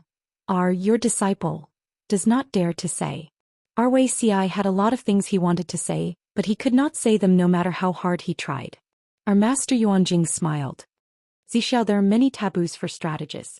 One of them is not to use your own heart to guess the intentions of others. I know why you don't dare to say it. From what you can see, you already have the answer in your heart, so there's no need to say it. Isn't that so? Wei Ci remained silent. Master Yuanjing smiled helplessly. I don't deny your ability to read people's minds, but I'm afraid you'll miscalculate one person. Even though Master Yuanjing did not name the person, Wei Ci had a tacit understanding with this teacher. He knew who it was. Only by thoroughly understanding it can we have a flawless plan. Master Yuanjing pouted his lips at Wei Ci and teased, in the future we'll see each other all the time. If you treat her with the prejudice you had in the past, I'm afraid that the truth will be revealed even faster. The past is gone like smoke. You should observe everything around you with a new attitude. Don't be blinded by the past. If you can't do this, you'll still lose and lose even more miserably. Wei Ci's expression finally changed. He looked at Yuanjing with some shock and avoidance in his eyes. Master Yuanjing laughed softly and said, I'm old but I'm not blind yet. After a long time, Wei Ci broke the silence. Teacher, I want to leave for a few days. Master Yuanjing said, because you want to escape? Wei Ci shook his head and smiled bitterly. If I were so cowardly and unable to face reality, I would have moved to Zhongzhou with my people. Why would I stay in Langyi and come to Shangjing? It was an accident to meet her. It's not that I can't accept it, but when I saw her in her teens, I didn't have any determination. Instead, I felt a little lost. It was as if I never knew her. Wei Ci, who had always been a man of few words, was now like a child. He poured out all the thoughts that he had been suppressing in his heart for a long time in front of Yuanjing. Master Yuanjing played the role of a listener. He could vaguely guess Wei Ci's experience, but he didn't expect that this child had so much conflict and pain in his heart. If you feel uncomfortable, leave for a while and sort out your thoughts, Master Yuanjing said. Wei Ci shook his head and said, I'm fine. You don't have to worry. Now that I look at it, many things are different. People are different too, especially her. If I continue to be tied down by the memories of the past, I'm afraid my life will be worse than before. Ri's goal was to leave his name in the annals of history as an honorable strategist, not as a lowly one. Not only was she ridiculed and criticized by the later generations, but it also became a stain on her. Archie used to think that the former caused him pain, but when the sword pierced his throat he suddenly realized that the latter was even more unacceptable. Master Yuanjing looked at Wei Ci for a long time and sighed. It's good that you think this way. Get to know people again. Old people have new faces. Wei Ci secretly clenched his fist. I understand. On the other side, Lu Shi returned to the Feng residence in a carriage with exhaustion. The rankings of the assessment had already been arranged. He made a copy of the list and stored it in a letter. He sealed it and presented it to the emperor. As for whether the emperor would read it or not, that was not something he could interfere with. The results would be released in 3 days. After the release of the results, it would be the Qionglin banquet. As the general evaluation officer he had to show up. After that there was basically nothing for him to do. The guest room was brightly lit. Lu Shi saw his daughter's maid, Takshu, waiting at the door with a lantern in her hand. Lanting didn't come back tonight? He gathered his cloak to block the cold wind from the outside world. Seeing Lu Shi return, Takshu's face lit up and she walked forward. Master, your servant has been waiting for you here on Longjuan's orders. Lu Shi frowned and said seriously, why is Lanting looking for me? Lu Shi had always valued his daughter. She must have something important to tell him and could not be delayed. Langjun didn't say. He just asked me to tell you that Langjun is waiting in your room. Lu Shi nodded as he walked. He wondered why his daughter was looking for him. At the door of the room there was indeed a lantern in the room. Jiang Pingji was reading a book under the candlelight. Our father. Jiang Pingji looked up when she heard the noise. I heard from Takshu that you were looking for me? Lu Shi hurriedly closed the door to prevent the cold wind from blowing away the warm air in the room. Father, you haven't submitted your resignation report, have you? Jiang Pingji asked. Of course not. I plan to submit it after the Qionglin banquet. Lu Shi sat opposite Jiang Pingji and saw that she was holding a universal geographical map. Lanting, do you have any good suggestions? Father, you want to be a rich man but I'm unfilial. I'd like to ask you to work hard for a while longer. Lu Shi raised his eyebrows. You're not going to submit the report? Jiang Pingji shook her head and whispered, that's not the case. I want you to try your best to take over Chongzhou. Chongzhou? Lu Shi thought about it and understood. You want to take the opportunity to gather troops?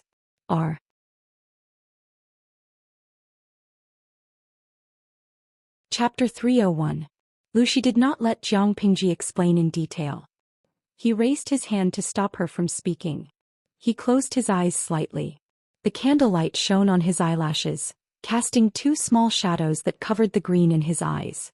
You don't have to explain too much. The Feng residence may not be completely safe.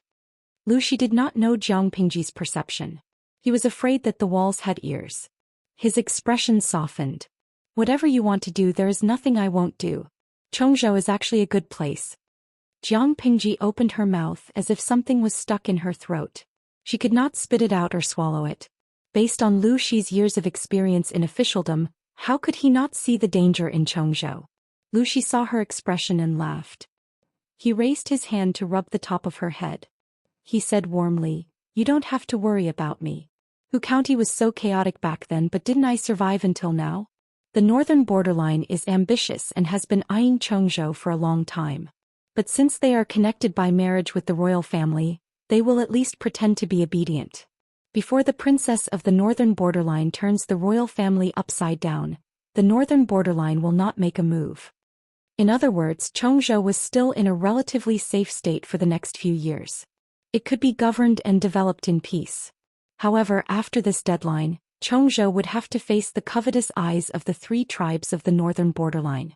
It would welcome the trampling of their armored cavalry.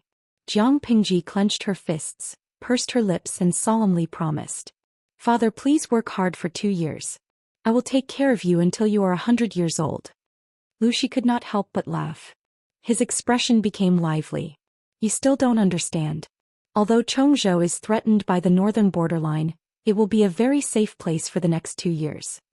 He shook his head and carefully analyzed the situation for Jiang Pingji. Even if Nanxing can avoid the destruction of the country, they will have to cede land and pay compensation. They will have to ask for peace and pay tribute. The south will not be stable. In contrast, the north is more comfortable. Even if the northern borderline is ambitious, it will be a matter for a few years.